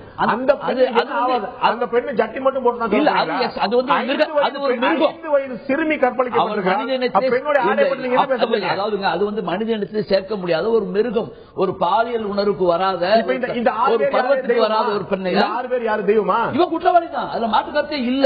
பெண்ணுடைய ஆடைதான் காரணம். பெண்ணுடைய ஆடையும் காரணம், ஆடைதான் காரணம் அல்ல, பெண்ணுடைய ஆடையும் காரணம். பெண் என்பவள் மட்டுமல்ல, ஆணும் சரி, ஆணுக்கும் பெண்ணுக்கும் நாகரிகமான உடைய, அடுத்தவங்களை தொல்லை கொடுக்காத ஈர்க்காத உடையை அணியக்கூடிய ஒரு நாகரிகம் வர வேண்டும், ஒரு கலாச்சாரம். சொன்னீங்க இந்த நாட்டுடைய கலாச்சாரம் மற்ற நாடுகளை விட கற்பழிப்பு குறைவா இருக்குன்னு சொன்னா அதுக்கு என்ன கலாச்சாரம்? குறிக்கிறதுக்கு மன்னிக்கணும், சில விஷயங்கள் மட்டும் நான் பதிவு பண்ண விரும்புறேன். A decent girl won't roam around at 9 o'clock at night. A girl is far more responsible for a rape than a boy. ஒரு ஆணை விட ஒரு பெண் தான் அதிகமாக கற்பழிப்புக்கு காரணமாக இருக்கிறாள். ஒரு நல்ல குடும்பத்தை சேர்ந்த பெண் 9 மணிக்கு மேல வெளியே போக மாட்டா. பெண்களுடைய ஆடை தான் ஆண்களை இது போன்ற கற்பழிப்பு சம்பவம் தூண்டுகிறது. இது போன்ற விஷயங்கள்ல கார்ல ஒரு முகம் தெரியாத ஒரு பையனோட ஒரு பொண்ணு போறது மூலமா அவ வந்து என்னை நீ என்னனாலும் செய்யலான்னு தூண்டுறா. இப்படிப்பட்ட விஷயத்தெல்லாம் நிஜாமுதீனோ முருகனையேசோ சொல்லல. அந்த கற்பழிப்புக்கு முழு காரணமாக மூளையா இருந்த முகேஷ் சொல்றார். அதே நீங்க சொன்னீங்க. அதே நம்ம சொல்ல, அதாவது இதுல விஷயத்தை நீங்க பாக்கணும். யாராக இருந்தாலும் நம்ம கையில ஒரு பொருளோட போறோம், வாட்ச் கட்டிட்டு போறோம், மோதிரம் கட்டிட்டு போறோம், சாலையில ஜாக்கிரதை தான் போக வேண்டியது இருக்கு. திருட்டு எதிர்பார்ப்புகள் எல்லாமே சாலையில போன ஆக்சிடென்ட் எல்லாமே ஒரு பொருளா சார், எல்லாருக்கும் அந்த பாதிப்பு இருக்கு. எல்லாருக்கும் அந்த பாதிப்பு இருக்கு. மெட்டீரியல் அல்ல, எல்லாருக்கும் அந்த பாதிப்பு இருக்கு. தற்காப்பு என்ற நிலையிலே அவர்கள் உற்சாகத்தான் இருக்க வேண்டும். அதுக்காக நடுவீசியில போய் தனியா போய் இடத்துக்கு போயிட்டு வர முடியுமா? தற்காப்புக்கு நீங்க இருக்கணும் சார், ஒரு சகோதரனாக, ஒரு தந்தையாக, ஒரு அதை பயிற்றுவிக்க வேண்டும். அதை பெரும்பாலும் பாருங்க, எல்லா பெரும்பான்மையான மக்கள் அது போன்ற காரியங்கள் ஈடுபடுவதில்லை. 120 கோடி இருக்கக்கூடிய நாட்டில் 4 பேர் 5 பேர் போன்ற யார் நியாயப்படுத்தவில்லை. நான் என்ன சொல்ல, சட்டத்தை கடுமையாக்குங்க. இமீடியட் 2 வருஷம் மரண தண்டனை விதித்து விட்டால் அது 6 மாதத்தில் செயல்படுத்த வேண்டும். ஒரு நீதிமன்றத்துக்கு 2 வருஷம், நீதிமன்றத்தில் சொல்லி அதுக்கப்புறம் ஜனாதிபதிக்கு பவர் போட்டு அவர் மனு போட்டு 10 வருஷம் 15 வருஷம் அவன் வெளியில இருந்து வாழ்க்க வேண்டிய வாழ்க்கையை உள்ளே வாழ்ந்துட்டு இருக்கலாம். ஒரு தீர்வு மறுக்கப்படக்கூடிய நீதி மறுக்கப்படக்கூடிய நீதிக்கு சமம். நீதியை உடனே வழங்குற பத்தி பேசல, இந்த குற்றம் ஏன் நடக்குங்கிற பத்தி நீங்க பேசல. தண்டனையில பயம் இல்லையே, இருக்கக்கூடிய தண்டனைகளில் பயம். உங்களுடைய கவனத்தை நான் இருக்க விரும்புறேன். இது போன்ற ஆடை ஒரு காரணமா இருக்கும். எங்களுடைய காலத்துல நாங்க 5 சகோதரோடு பிறந்தவன். கிராமத்துல எங்க சித்தப்பா வந்தா என்னோட சகோதரர் உள்ள போயிருவாங்க. இது வந்து நம்முடைய கலாச்சாரமா இருந்தது. திரு நிஜாமுதீன் அதே தான் பதிவு செய்கிறார். பெண்களுடைய ஆடையும் கூட ஒரு காரணம் சொல்றார். இந்த கற்பழிப்பு செய்த அவர்கள் சொல்கிறார்கள், பெண்கள் நல்ல குடும்பத்து பெண்கள் ஏன் வெளியே வர போறாங்க, அவங்க ஏன் ஆண் துணையோட போக போறாங்க. இது எல்லாம் என்னதான் உங்களுக்கு வெளிப்படுத்த நினைக்கிறீங்க? அதுல இவர் சொன்னதுக்கு பதில் சொல்லிட்டு அப்புறம் குற்றவாளி சொன்னதுக்கு சொல்றேன். சட்டங்கள் கடுமையாக்கப்படணும். என்னுடைய பார்வையில் இப்ப பேசுறதை கேட்கும் போது என்னுடைய பார்வையில் சட்டம் கடுமையாக்கப்பட வேண்டும். புதிதாக ஒரு சட்டம் வரணும். எதுக்கு அப்படின்னா, பெண்கள் ஆடைதான் காரணம், பெண்கள் 9 மணிக்கு மேல வெளியில போக கூடாது, இந்த மாதிரியான கருத்துக்களை சொல்கிற ஒவ்வொரு ஆணின் மீதும் நடவடிக்கை எடுக்கக்கூடிய ஒரு சட்டம் வேணும் இந்தியாவில். ஏன்னா இந்த மாதிரியான பேச்சுக்களை தொடர்ந்து பெண்களுக்கு அட்வைஸ் மேல அட்வைஸ் பண்ணுகிற தகுதியை யாரும் எப்படி வந்து நீங்க வந்து அட்வைஸ் ஆக முடியும்? அதுக்காக ஒத்து போட்டு போக முடியுமா? அப்படி யாரா போறாங்களா? போவாங்க. இப்ப ஆஸ்திரேலியா போன்ற நாடுகளில் நடைபெற்றுக் கொண்டிருக்கிறது. இப்படிதான் கொஞ்சம் கொஞ்சமா மாறிக்கொண்டிருக்கிறது. நான் என்ன சொல்றேன், ஒழுக்கம் சார்ந்த நீ நல்லா இரு அப்படின்னு சொன்னா நல்லா இருக்கிறதுக்கு உள்ள ஒழுக்க முறைகளை ஏற்றுக்கொள்ளக்கூடிய மனப்பக்குவம் வர வேண்டும். பெண்களுக்கு சுதந்திரம் வேண்டும். அந்த பெண்களுடைய சுதந்திரம் எப்படிப்பட்டதாக இருக்க வேண்டும் என்று சொல்ல அடுத்த ஒரு சினிமாவில் பாட்டு இருக்கான், பின்னகை காட்டி சின்ன பையன்களை வாட்டி மஞ்சள் நிலா நெஞ்சை தோழாதான் எழுதும் பாட்டை. பாஜக தடை செய்ய மாட்டது. பெண்களுக்கான இழிவுன்னு பாஜக நினைக்க மாட்டது. பெண்களுக்கான இழிவு இந்த ஆவணப்படம் தான் நினைக்குது. அதாவது பாஜக வந்து தன்னை தற்காத்துவதற்காக தடை விதித்திருக்கிறார்கள் என்ற இந்தியாவில் சொல்ல வெளிநாட்டுல இல்ல. அப்ப உலகம் ஃபுல்லா நார்மலா இந்தியாவுடைய மனம் இந்தியாவில் மட்டும் நடக்கூடாது. திருமதி வானதி, உங்களுக்கு கவனத்தை இருக்க விரும்புறேன். பெண்கள் பின்னலகை காட்டி மயக்குனாங்க, சின்ன பெண்களை ஏமாத்துறாங்கன்னு சொல்லி பாட்டுலாம் வந்துச்சு அப்படின்னு சொல்லி பாராட்டுறாரு திரு நிஜாமுதீன். பாராட்டல. அதாவது இங்க பாருங்க, இதுல வந்து வெறும் 2 விஷயத்தை நாம இங்க பார்க்க வேண்டி இருக்கு. ஒன்று, ஒரு புறம் சட்டத்தை பற்றி, நீதியை பத்தி இதெல்லாம் நம்ம பேசிட்டு இருக்கிறோம். கடுமையாக்கப்படணும், சீக்கிரமா நீதி கிடைக்கணும் அப்படிங்கிறது. நம்மளோட ஜுடிஷியல் சிஸ்டத்துல 6 மாசத்துல தூக்குல போடுறது இல்ல உடனடியா தூக்குல போடுறது அப்படிங்கிறது அது எந்த குற்றத்துக்குமே நடக்காத காரியம். இந்த நாட்டினுடைய முன்னாள் பிரதமர் படுகொலை செய்யப்பட்ட போதும் கூட அதுக்கு பின்னணியில் இருந்த கான்ஸ்பிரேட்டர்ஸ் இந்த மாதிரியான விஷயங்களுக்கு கூட ஒரு நீதிமன்றத்தில் விசாரணை நடந்தது, அப்பீலுக்கான வாய்ப்பு கொடுக்கப்பட்டது. அதனால சட்டத்துக்கு உட்பட்டு தான் எதுவும் செய்ய முடியும். அதனால அந்த வழக்கு இல்ல அப்படிலாம் இல்ல. நீங்க வேற இல்ல இல்லீங்க, நான் வந்து சொல்றேன், மிகப்பெரிய வழக்குகள் அப்படின்னு சொல்லக்கூடிய நம்முடைய மிகப்பெரிய தலைவர்களை இழந்த வழக்குக்கு கூட நாம் இப்படிதான் அதெல்லாம் சட்டத்துக்கு முறைப்பட்டுதான் அதை வந்து நம்ம ஃபாலோ பண்ணிட்டு இருக்கோம். ஏனென்று கேட்டால் சட்டத்திற்கு உட்பட்ட முறையில தான் இந்த வழக்குகளை விசாரிக்கணும். அவங்களுக்கு கொடுக்கிற அப்பீலுக்கான காலம் தான் எல்லாத்துக்கும் குற்றவாளிகளுக்கு இருக்கிற உரிமை அவர்களுக்கும் உண்டு. ஆனா இந்த வழக்கை பொறுத்த வரைக்கும் இது குறிப்பிட்ட காலக்கெடுவுக்குள்ளாக முடிக்கப்பட வேண்டும் அப்படின்னு இந்த கிழமை, அதாவது வழக்கமா ட்ரையல் கோர்ட்ல நாடு முழுக்க சொன்னீங்க. சகோதரர் பாண்டே அவர்கள் கூட சொன்னாரு, உங்களுக்கு வந்து மத்த விஷயம் எல்லாம் வந்து 4 நாள் நடந்துட்டு இருக்கு, இதுக்கு மட்டும் ஏன் அப்படின்னு சொல்லி. நான் அதுவும் சொல்றேன், ஒவ்வொரு நாளும் இந்த மாதிரி நிகழ்வுகள் நிறைய நடந்துட்டு இருக்கு. ஆனா ஒவ்வொரு நாளும் நீங்க வந்து இத வந்து ஒரு விவாத பொருளா எடுத்துட்டு ஒரே நம்ம வந்து விவாதிச்சுட்டு இருக்கிறது இல்ல. ஏனென்றால் எது முக்கியமான விஷயமா நீங்க எடுத்துக்கிறீங்களோ, எது மக்களுக்கு அன்று மிக மிக பரபரப்பான ஒரு செய்தியா போகுதோ என்ன எடுத்துக்கிறாங்க, ஆங்கில தொலைக்காட்சியில் என்ன எடுத்துக்கிறாங்க, பாராளுமன்றத்தில் இல்லையா, பாராளுமன்றத்தை அரசோட கவனத்தில் இருக்க மாட்டீங்க. இன்னைக்கு தண்ணிகள் என்ன பண்றாங்க, மத்த டிவில என்ன பண்றாங்க பாத்தீங்க. அப்போ நீங்க அதுதான் சொல்றேன், அப்ப எல்லாத்துக்குமே ஒரு கிரைட்டீரியாவோட வச்சுக்கிறோம்ல, எதை எடுத்துக்கணும், எதை வந்து நம்ம பேசணும் அப்படின்னு. அதே மாதிரிதான் நீங்க வந்து சென்சாருக்கு அப்படின்னு சொன்னா, நீங்க திரைப்படத்துறைக்கு தனியா தணிக்கைத்துறை இருக்கு, அது அவர்களுடைய வேலையை சரியாக செய்கிறதா? அதுல வந்து இது எப்படி இருக்கு? தொலைக்காட்சி தொடர்களுக்கு வந்து தனியா தணிக்கை தேவையா? கருத்து சுதந்திரம் எந்த அளவு கூட இருக்கணும்? இந்த ஆவணப்படத்தை பொறுத்தவரை ஏன் இது வந்து இவ்வளவு தூரம் அரசாங்கத்தில் இருப்பதால் தான் வானதி சீனிவாசனுக்கு இந்த கேள்வி வைக்கப்படுகிறது. நீங்கள் பதில் கேள்வி கேட்பதில் அர்த்தமில்லை, நீங்கள் அரசு நடத்துகிறீர்கள், அதனால் தான் ஒரு கேள்வி முன்வைக்கப்படுகிறது. இல்ல, அதனாலதான் நானும் பதில் சொல்றேன். ஒருவேளை இதே பிபிசி நிறுவனம் நிர்பயாவினுடைய குற்றவாளியினுடைய வாக்குமூலத்தை பற்றி கவலைப்படாமல் ஒரு சம்பவம், ஒரு பெண்ணுக்கு எதிராக இழைக்கப்பட்ட இந்த கொடூர சம்பவத்திற்கு பின்னால் ஒட்டுமொத்த மக்கள் திரண்டார்கள், புதிதாக ஒரு சட்டம் எப்படி உருவாகியது என்ற ஆவணப்படம் எடுத்திருந்தால் அது உண்மையாகவே இந்த நாட்டினுடைய மக்களுடைய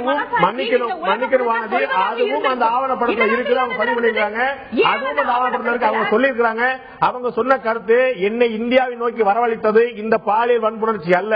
அதன் பிறகு டெல்லியில் திரண்ட மிகப்பெரிய மக்கள் திரள் தான் என்னை இந்தியாவை நோக்கி அவங்க தெளிவா சொல்றாங்க.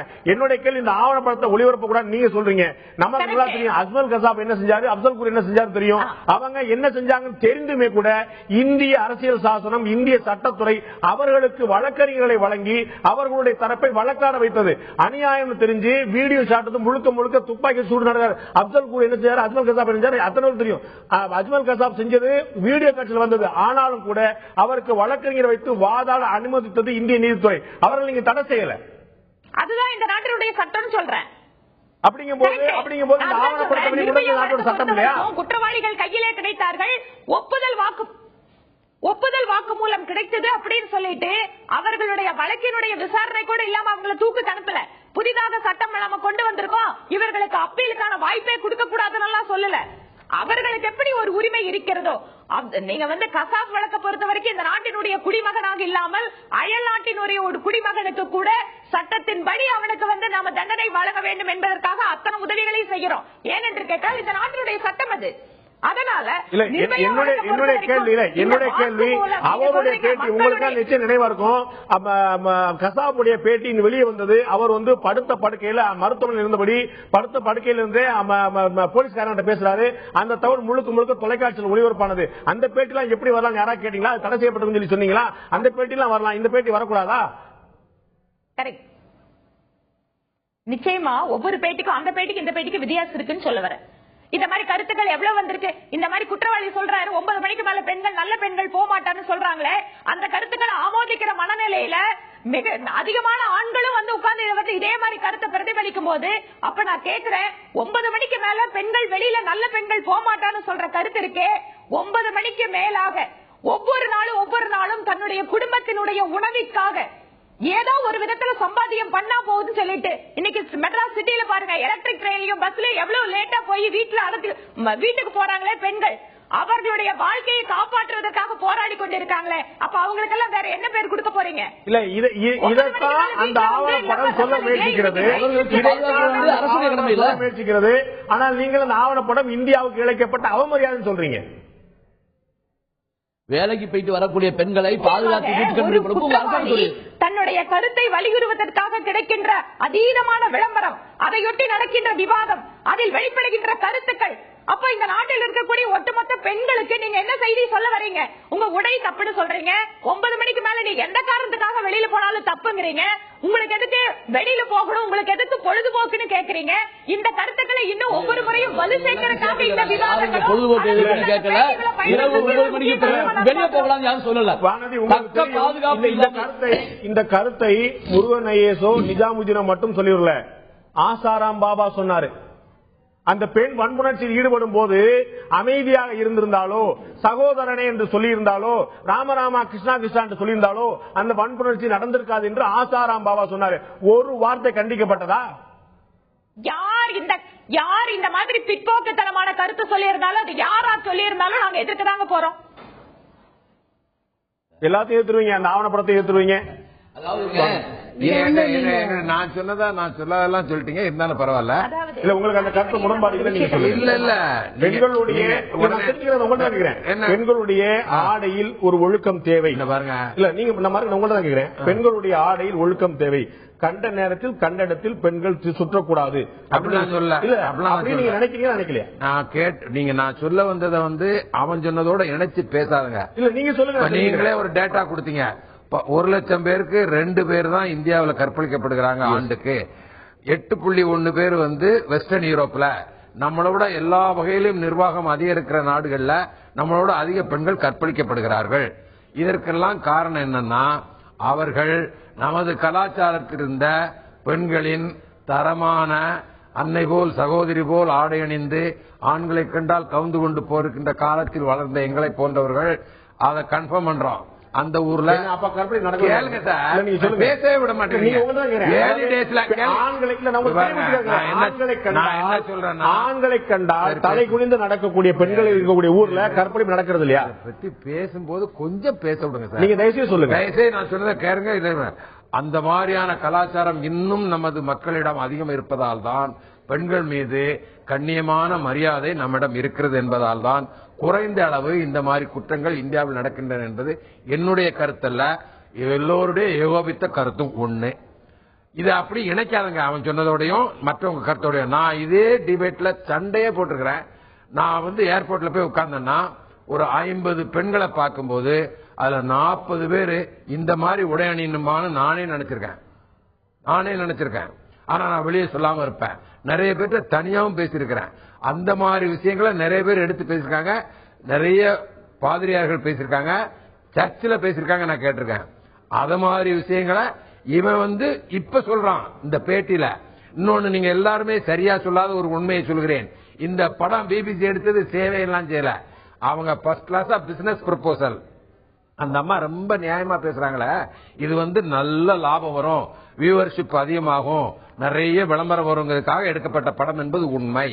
ஆனா இதுல ஒண்ணு, அந்த எப்படி நான் சொன்ன சிட்னில நடந்தது 128 வருஷம் அதுக்கு முன்னாடி இந்திய மக்களும் இந்திய தாய்மார்களும் சகோதரிகளும் திரண்டெழுந்து இந்த விஷயத்துல போராடினாங்க பாருங்க. உலகமே அதிர்ச்சது. அதாவது படிக்காத ஜனங்கள் நிறைந்த ஒரு நாட்டில் இந்த நிர்பயா கேஸ்ல இவ்வளவு ரியாக்ஷன் வந்ததை பார்த்து எல்லோரும் அசந்து போய், அதனால அந்த இவங்க வானதி சொன்னாங்க, இவங்களும் சொன்னாங்க. அதுக்கடுத்த ரியாக்ஷன்லாம் நம்ம வரவேற்றோம். ஆனால் ஒன்ன சொல்லிட்டு இன்னொன்னு அப்படி எமோஷனலா நம்ம ரியாக்ட் பண்ண முடியல. இது பெரிய உண்மை. நம்ம பெண்கள் இன்னைக்கும் ஆண்கள் மாதிரி எல்லா விஷயத்திலும் இருக்க முடியாது.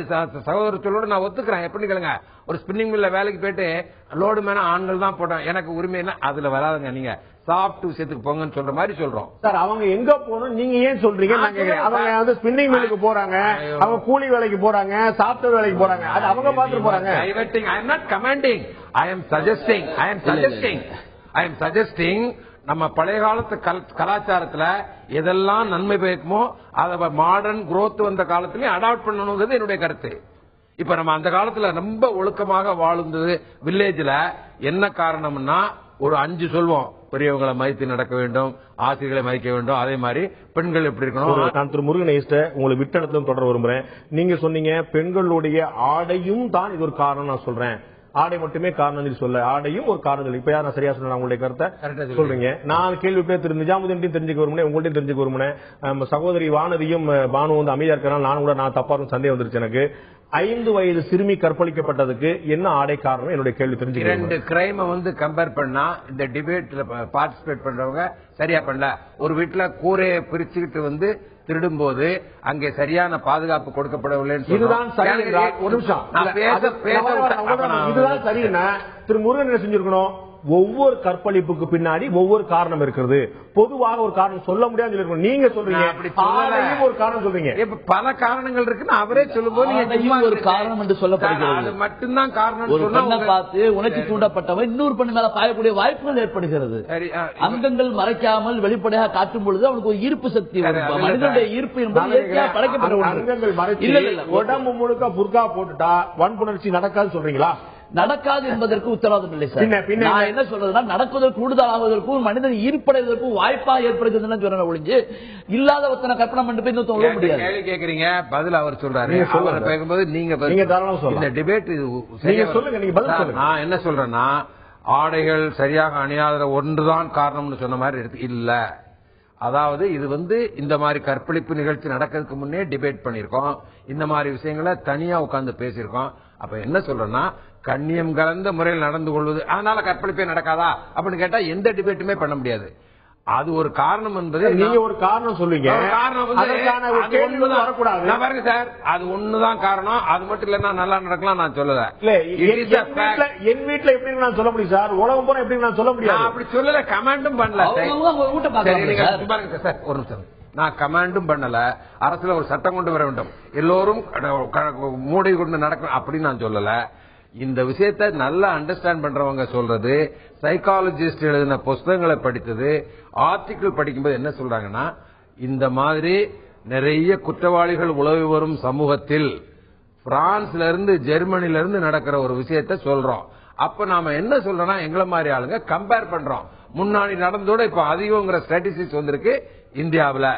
அதற்கு காரணம் நாம் கண்ணியமான கலாச்சாரத்திலிருந்து கொஞ்சம் வேறுபடுகிறோம். இவ்வளவுதான் சார். இடைவேளைக்கு முன்னாடி ஒரு கேள்வி கேட்டேன். ராவணன் சீதையை கடத்திட்டு போயிட்டான். எனக்கு இந்த மகாபாரதம், இந்த ராமாயணம் அதெல்லாம் என்கிட்ட சொல்லாங்க.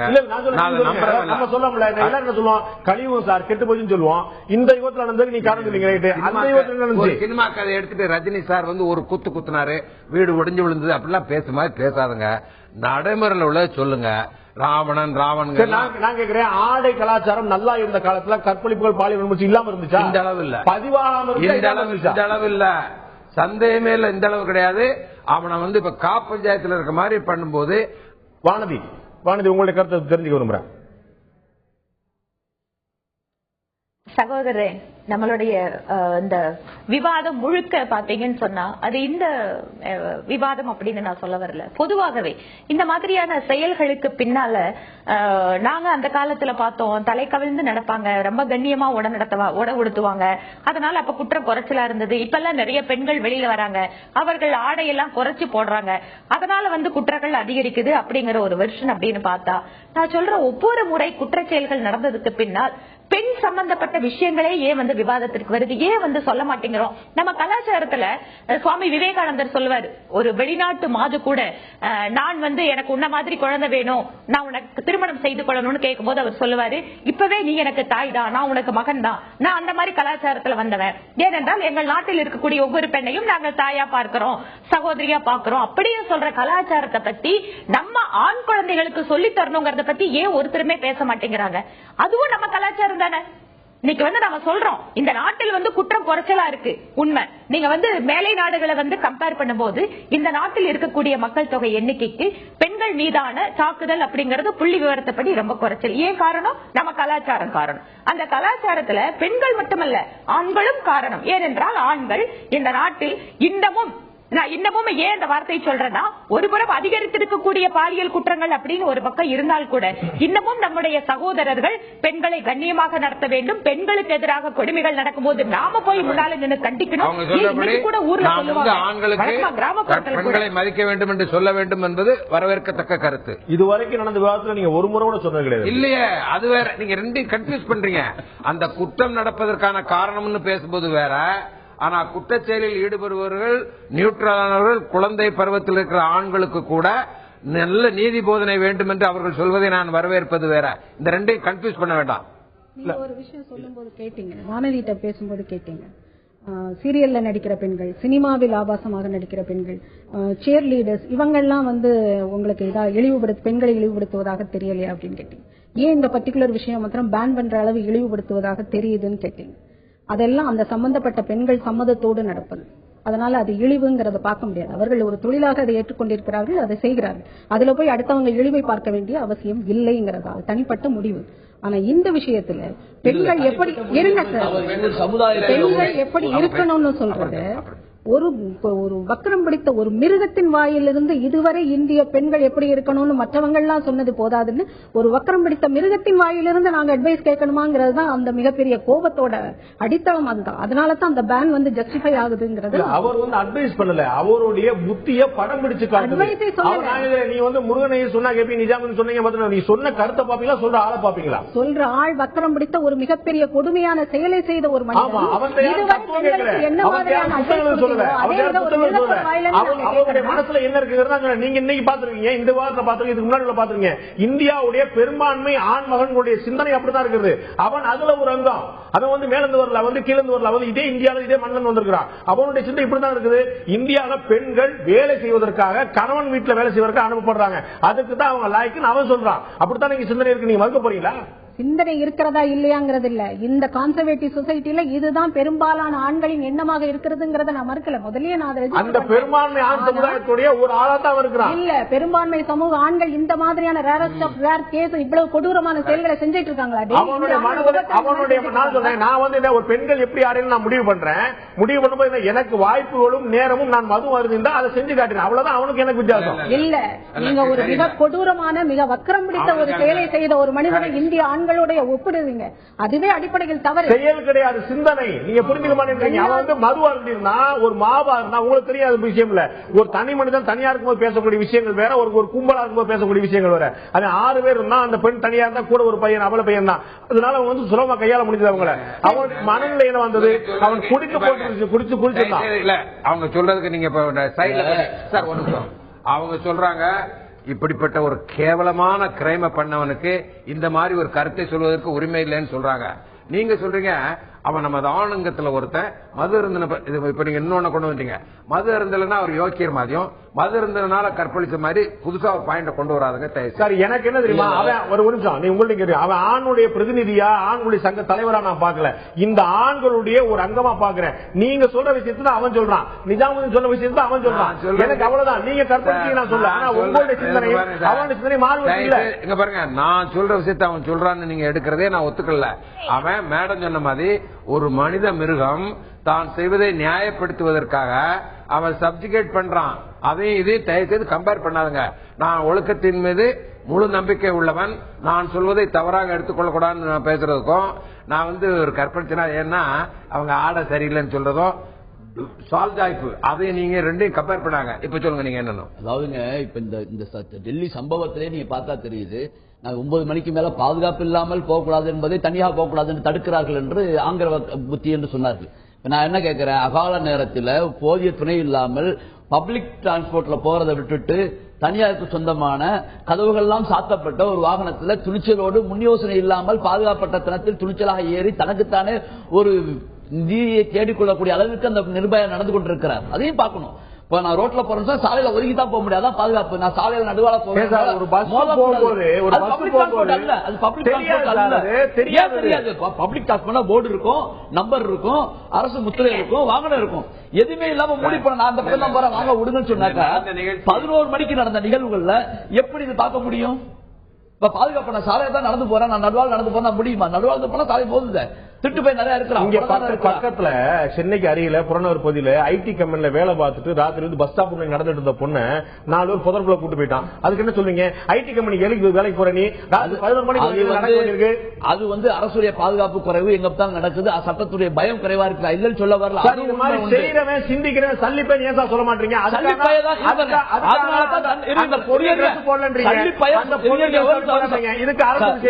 மன்னிக்கணும், சல்லிப்பயல் சொன்ன காரணத்தினால தான் உடனடியாக தூக்கு தண்டனை நிறைவேற்ற வேண்டும் என்று நாம் வலியுறுத்திக் கொண்டிருக்கிறோம்.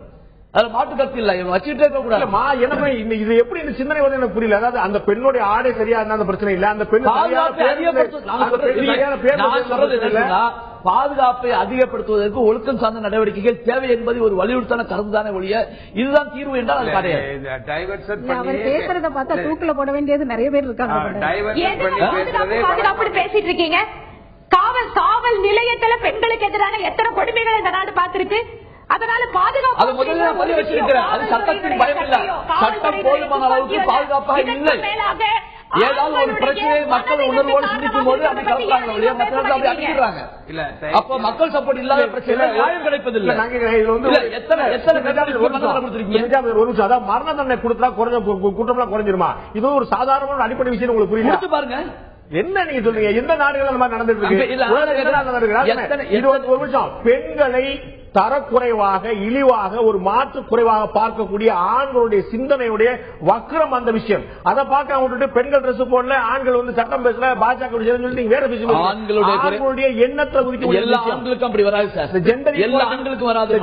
மனித மிருகங்களுக்கு மட்டும்தான் அப்படி வரும். ஆணும் பெண்ணும் சமம் அப்படின்னு நம்ம சொல்றோமா? நடைமுறையில் இருக்குதா? நானும் பெண்ணும் சமம் என்பது உரிமைகள் சுதந்திரங்கள் வேணுங்கிறது வேறு கருத்து.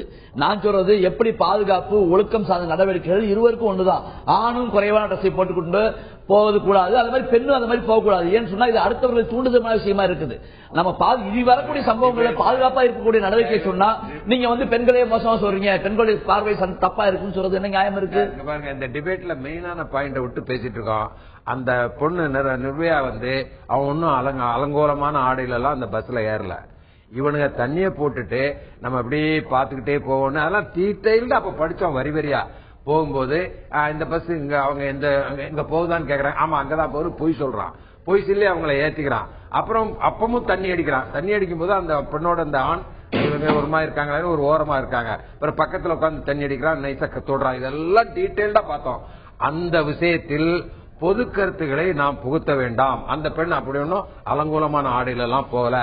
அவங்க ரொம்ப அவனுடைய சிந்தனை திருமுருகன் அவனுடைய சிந்தனை அப்படிதான் இருந்தது. அவன் என்ன சொல்றான்? 9 மணிக்கு மேல அந்த பொண்ணு தனியா நிக்கிறதா எங்களை தூண்டிச்சு அப்படின்றான். அதுதான் என்னுடைய கேள்வி. தயவுசெய்து 3வது தரம் சொல்றேன், இன்னொரு தரம் கேட்காருங்க. அந்த மேடம் சொன்னது அவன் ஒரு மனித மிருகம். அவன் தவறு செஞ்சுட்டு சால்ஜாப்புக்காக இப்படி பொய்யான ஒரு பேட்டியை கொடுக்கிறான். இந்த விஷயத்துல மட்டும் தெளிவா இருக்கிறோம். மற்ற கருத்துக்கள் இருக்கு பாருங்க. அவன் என்னமே பண்ணாத ஒருத்தனுக்கு ஒரு காலேஜ் ப்ரொஃபசர் கேட்டீங்கன்னா அவன் அந்த பாயிண்ட் அப்படிதான் இருக்கு. இதை விட்டுருங்க, இந்த விஷயத்தை மறந்துட்டு ஜெனரலா வந்து பெண்கள் இன்னும் கண்ணியமா ஒதுங்கி கொள்ளணும். இவர் சொல்ற மாதிரி நைட் எல்லாம் முடிஞ்சு அவாய்ட் பண்ணணும் வேணா பேசலாம். ஆனா பெண்கள் எனக்கு என்ன கேள்வி? நீங்க பேசுற அதே விஷயத்த அவன் பேசுறான். எனக்கு அங்கதான் சந்தேகம். வீட்டுல அடக்க ஒடுக்குமா பெண்கள் இருக்கணும், 20% பெண்கள் அடக்கமா இருக்காங்க. 4வது தரம் நீங்க சொல்றீங்க. நீங்க போய் சொல்றான், உண்மை சொன்னா நம்ம லைவ் அவன் சொல்லிருக்கான். இவ்வளவுதான் என்னுடைய கருத்து தானே தவிர உங்களை மாதிரி திணிக்க மாட்டான் நான் யார் மேலயும். அவன் சொல்றதை வச்சு நான் என்ன கன்க்ளூஷனுக்கு வரேன்? அவன் அயோக்கியத்தனை பண்ணிட்டு பேட்டியில தான் செய்வதற்கு பொய் காரணங்களை சொல்கிறான் அப்படின்றது என்னுடைய கருத்து. அவன் பொய் அப்படி பார்க்கல, பொய் காரணம் சொல்லல. இந்திய சமூகத்தின் இந்திய ஆண்களின் பெரும்பான்மையான ஆண்களின் என்ன மன ஓட்டமோ குற்றச்சாட்டுகளா ஒட்டுமொத்த ஆண்களுடைய மனப்பான்மை இப்படிதான் இருக்குன்னு சொன்னாங்க. பெண்கள் அவரை சொல்லும் போது அதான் சொன்ன, பெண்கள் அலங்கோலமான ஆடையில போக கூடாது, பஸ் ரைட்டு தான், பெண்களும் போக கூடாது ஆண்களும் போக கூடாதுன்னு சொன்னமா? மன்னிக்கணும், அப்படி இல்ல. பெண்ணுக்கு ஆணுக்கு ஒரு நியாயம் இருக்கக்கூடாது. ஒழுக்கம் என்பது இருபால் சார்ந்த விஷயம். இருபால் சார்ந்த விஷயம். ஆண்கள் மட்டும் இப்படி இருக்கலாம் நான் சொல்ல வரலையே. பெண்ணும் ஆணும் தனது தகுதிக்கு உட்பட்டவாறு உடை அணிந்து மான மரியாதையோடு நடந்து கொள்ள வேண்டும் என்பதுதான் என்னுடைய வலியுறுத்தல். யாரும் மாறுபட முடியாது. ஆணுக்கு என்னைக்காவது சொல்லிருக்கோமா நீங்க மனசாட்சி? எல்லா ஆணும் பெரும்பாலும் நல்லது பண்ணதான் ரெஸ்ட் பண்ணிட்டு போறான். எல்லா பெண்களும் பெரும்பாலான எல்லா பெண்களும் போல இல்ல. இப்ப நவீன காலத்தை மாறிக்கொண்டு வருகிறது.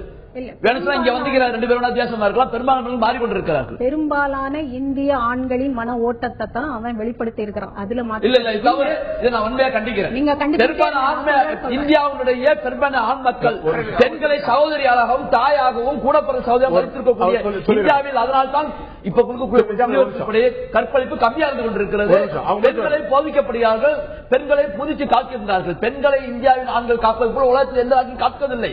திருமணம் என்று வைத்துக் கொண்டாலும் பிள்ளைபெற என்று வைத்துக் கொண்டாலும் அனைத்தும் உடல்கட்டை ஏறி பெண்களை காப்பாற்றுவது ஆண்கள் மாத்திரம்தான். இதுல இந்த மாற்றத்தை இருக்க முடியாது. மிகப்பெரிய பாதுகாப்பை கொடுத்திருக்கக்கூடிய சமுதாயத்தை நோக்கி பெண்களை இந்திய சமுதாயம் ஆண்கள் சகோதரியாக தாயாக சித்தியாக அத்தையாக பார்க்கிறாங்க. ஏன் பெண்கள் வந்து பாதுகாப்பா ட்ரெஸ் போடணும்? அதான் நீங்க எல்லாம் பாதுகாக்க இருக்கிறீங்களே. அதுக்காக நான் என் வீட்டுக்குள்ள போகும்போது ஆடை குறைச்சு நான் உள்ள போக முடியுமா? அது ஒரு நாகரிகமான செயலா? நீங்க தான் பாதுகாக்கிறீங்க. ஒரு சின்ன நீங்க பாதுகாக்கிறீங்களா? நீங்க பாதுகாப்பு என்பது ஒழுக்கம் சார்ந்து இருந்தால் தானே ஒழிஞ்சு தரதல் மாதிரி போய் சொல்லலாம்னு சொல்லுவானா ஒழிஞ்சு. உங்களுடைய கவனம் பெண்களுடைய ஆடையின் மீதான் இருக்குது, நம்முடைய சிந்தனையின் மீது இல்லை. இல்ல மனிதனுடைய படைப்பு. அவர் என்ன பக்கமாக மறுத்து பேசினாலும் அதுதான் உண்மை. இந்திய பெரும்பான்மை ஆண்களின் மன ஓட்டத்தை தான் அவர் அந்த குற்றவாளி வெளிப்படுத்தி இருக்கிறார். அதுல மாற்று கருத்து இல்ல. தவறுக்கு ஒரு குற்றவாளி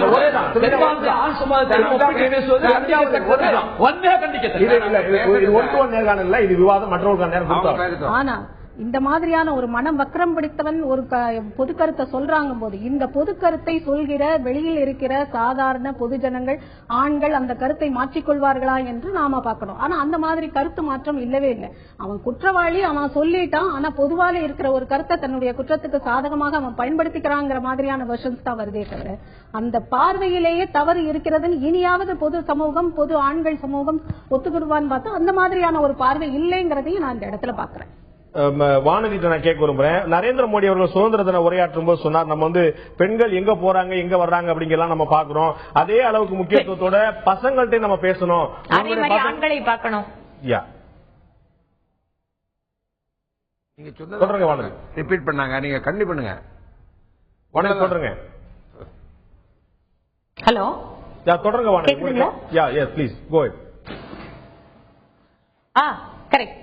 அதனால்தான் சொல்ல வரேன், இதுவரைக்கும் வழக்கமா இந்த மாதிரி பெண்கள் மீதான ஒரு மிக கொடூரமான பாலியல் தாக்குதல்கள், அவர்களுக்கு இழைக்கப்படுகின்ற கொடுமைகள் இதெல்லாமே வரும்போது குறிப்பாக பெண்களை சார்ந்து, அவர்களுடைய நடவடிக்கைகள் சார்ந்து, அவர்கள் உடை சார்ந்து, உடல் சார்ந்து, இதுதான் கிட்டத்தட்ட 90% நம்முடைய விவாதங்களை ஆக்கிரமித்துக் கொண்டிருக்கிறது. ஆக திரும்ப திரும்ப நம்ம என்ன விஷயத்த ஒரு பொதுவான மனநிலையிலிருந்து பார்க்கிறோம் அப்படின்னு சொன்னா, இந்த மாதிரி குற்ற செயல்களுக்கு பெண்கள் அப்படிங்கிறவங்க தான் மிக முக்கிய காரணமாக இருக்கிறார்கள் என்பதை திரும்ப திரும்ப நம்ம இந்த நாட்டு மக்களுக்கு சொல்ற மாதிரி படுது.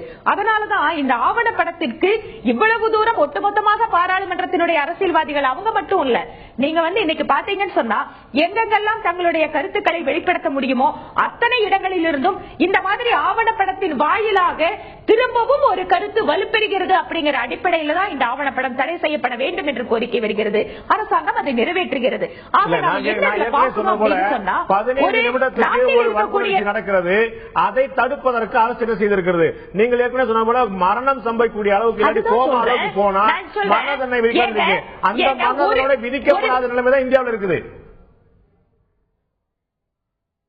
இல்ல அதுதான். அப்ப அதற்கான ஒரு பொது கருத்து நாம் உருவாக்கப்படணும். இதே மாதிரி மரண தண்டனை இந்த நாட்டில் வேணுமா வேண்டாமான்னு சொல்றவங்க, வேண்டான மரண தண்டனையே இந்த நாட்டில் இருந்து அறவே ஒழிக்கப்படணும்னு சொல்லக்கூடியவர்கள் கூட பெண்களுக்கு எதிராக இந்த மாதிரி குற்ற செயல்கள் நடக்கும்போது மரண தண்டனை வேணுங்கிறாங்க. நாங்க உச்சநீதிமன்றத்துல ரேர் அண்ட் ரேரஸ்ட் கேஸுக்கு மரண தண்டனை கொடுக்கணும் அப்படிங்கிற விஷயத்துக்கு நாம் ஆதரவு தெரிவிக்கிறோம். இதே வழக்குல மரண தண்டனை விதிக்கப்பட்டு இருக்கிறது.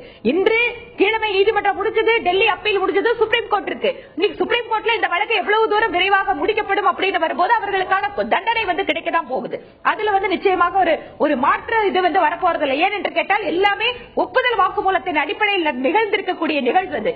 நான் என்ன இந்த ஆவணப்படத்தின் மூலமாக பார்க்கிறோம், குறிப்பாக இந்த நாட்டினுடைய மக்கள் ஒரு பொதுவான ஒரு சிந்தனையில் பெண் மீது நடத்தப்படுகின்ற அந்த கொடூர வக்கர செயலுக்கு ஆதரவளிப்பதை போல இந்த ஆவணப்படம் வெளியிடப்பட்டால் அது அனைத்து தொலைக்காட்சிகளும் நம்மளோட நாட்டுல ஒளிபரப்பப்படும் போது அது வேற மாதிரி ஒரு மெசேஜை கொண்டு போய் சேர்க்குது அப்படிங்கறதுதான் அடிப்படையான காரணம். அதனாலதான் இந்த மாதிரி கருத்துக்கள் வலுப்பெறக்கூடாது. ஒரு பெண் இதற்கு காரணமாக இருக்கிறாள். ஒரு ஆவணப்படத்தை பார்க்காமலே அது இது மாதிரியான எதிர்வினைத்தால் ஏற்படுத்துகிற முடிவுக்கு எப்படி வர முடியும்?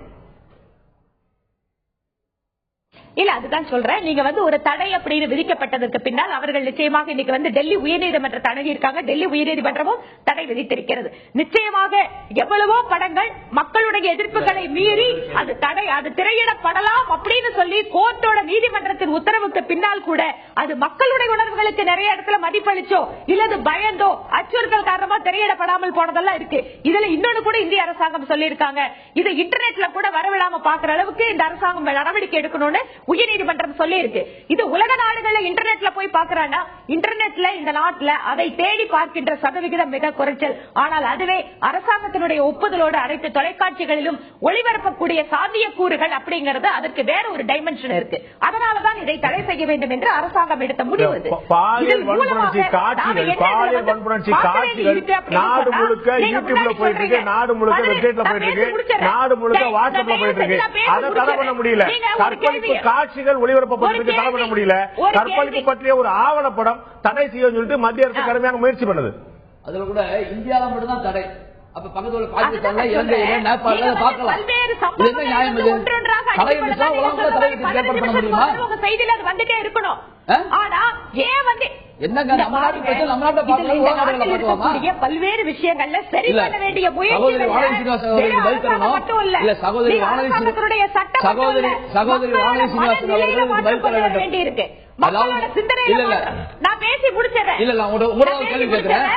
இந்தியாவில் 10 நிமிஷத்துக்கு ஒரு தடவை நடக்கிற பாலியல் சம்பவங்களை உங்களால தடுத்து நிறுத்த முடியலன்னு சொல்றீங்க. அந்த தடுத்து நிறுத்துறதுக்கான முயற்சியின் ஒரு அங்கம் தான் இந்த ஆவணப்படத்தோட தடை. ஆவணப்படுத்தப்பட்டு மக்கள் மதிக்கிறேன். பாட்டு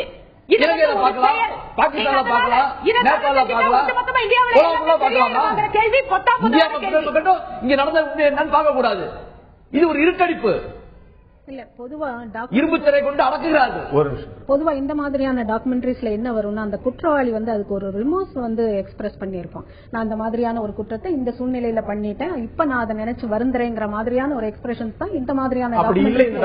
ஆனா இதுல இல்ல. அதுதான் இவ்வளவு பெரிய அவுட்ரேஜுக்கு காரணம்.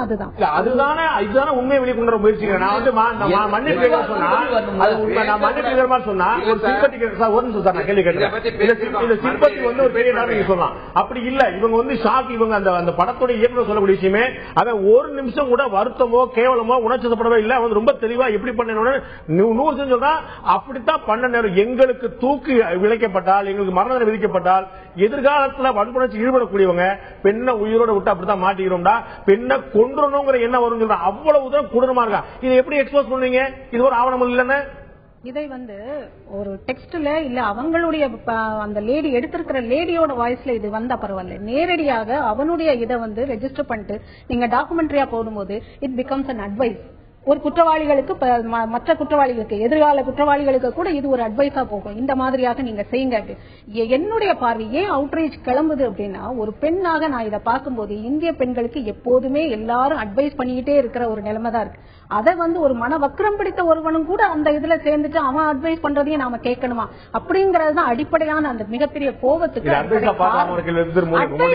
நீங்க சொல்லவே கூடாதுங்கிறேன். இந்த மாதிரியான மன வக்கரம் பிடித்தவன் சொல்லவே கூடாது. நேரம் முடிக்க வேண்டியது. இறுதியான கருத்து வந்து அவன் சொல்கின்ற விஷயங்கள் இந்த 3 வருஷம் ஒரு தண்டனைக்கு 2 வருஷம் கழிச்சு அப்படி எல்லாம் சொல்ற மாதிரி எல்லாம் ஒரு பெரிய தத்துவ ஞானி மாதிரி அவர் பேசியிருக்காரு. அது சொல்லிக் கொடுக்கப்பட்டு இந்த படம் சக்சஸ்ஃபுல்லா வரணும். ரொம்ப இப்ப கான்ட்ரவர்சி வந்தனால எல்லாரும் உளுந்தடிச்சு பார்ப்பாங்க. சார் சொன்ன மாதிரி மற்ற நாடுகள்ல நல்லா விலகி போகும். அது ஒரு பக்கம். ஆனால் இந்த பொது கருத்து நம் நாட்டின் கலாச்சாரப்படி பெண்கள் மிகவும் கண்ணியமான முறையில் நடந்து கொள்ள வேண்டும். 2வது பாயிண்ட், ஆண்கள்ல எல்லாரும் யோக்கியம் இல்ல, நிறைய அயோக்கியர்கள் நல்ல முறையில தெருவில் நடந்து வராங்கிறது கிராமத்துல இருந்து வந்த எங்களுக்கு சின்ன பிள்ளைல எங்க பாட்டியே சொல்லியிருக்கு. பார்க்க எல்லாம் நல்லவமா இருப்பான், அயோக்கிய பேடா ஜாக்கிரதையாருன்னு. அதனால அப்ப அங்கெல்லாம் நடக்கல இங்கெல்லாம் நடக்கலன்னு பேச முடியல. பெண்கள் மிகவும் கண்ணியமாக ஜாக்கிரதையாக வாழ வேண்டிய காலகட்டத்திற்கு நாம் தள்ளப்பட்டு விட்டோம் என்பது உண்மை. விவாதம் இங்கு இவ்வாறு இருக்க, இங்கே பொதுக்கருத்து இவ்வாறு இருக்க, மக்களுடைய பார்வை என்ன? இது போன்ற இந்த ஆவணப்படத்துக்கான தடை சரியா தவறா? மக்கள் என்ன நினைக்கிறார்கள்? இப்போது பார்க்கலாம்.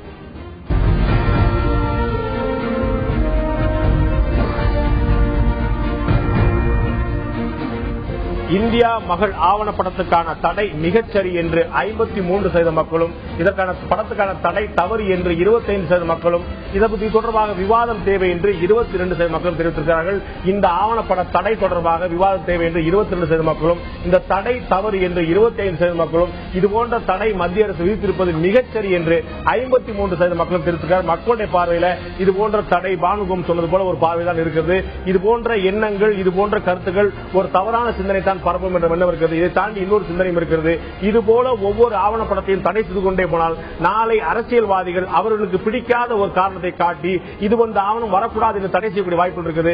கதை, கட்டுரை, புனைக்கதைகள் என்பது வேறு, ஆவணம் என்பது வேறு. இருந்தாலும் கூட மக்களுடைய பார்வையும் மக்களால் தேர்ந்தெடுக்கப்பட்ட அரசுடைய பார்வையும் ஒன்றாக இருக்கும்போது நாம் சொல்வதற்கு எதுவும் இல்லை. இந்த நிகழ்ச்சியில் கலந்து வந்து கருத்து விருந்தினர்கள் 4 பேருக்கும் நன்றி, பார்த்த உங்களுக்கும் நன்றி நண்பர்களே.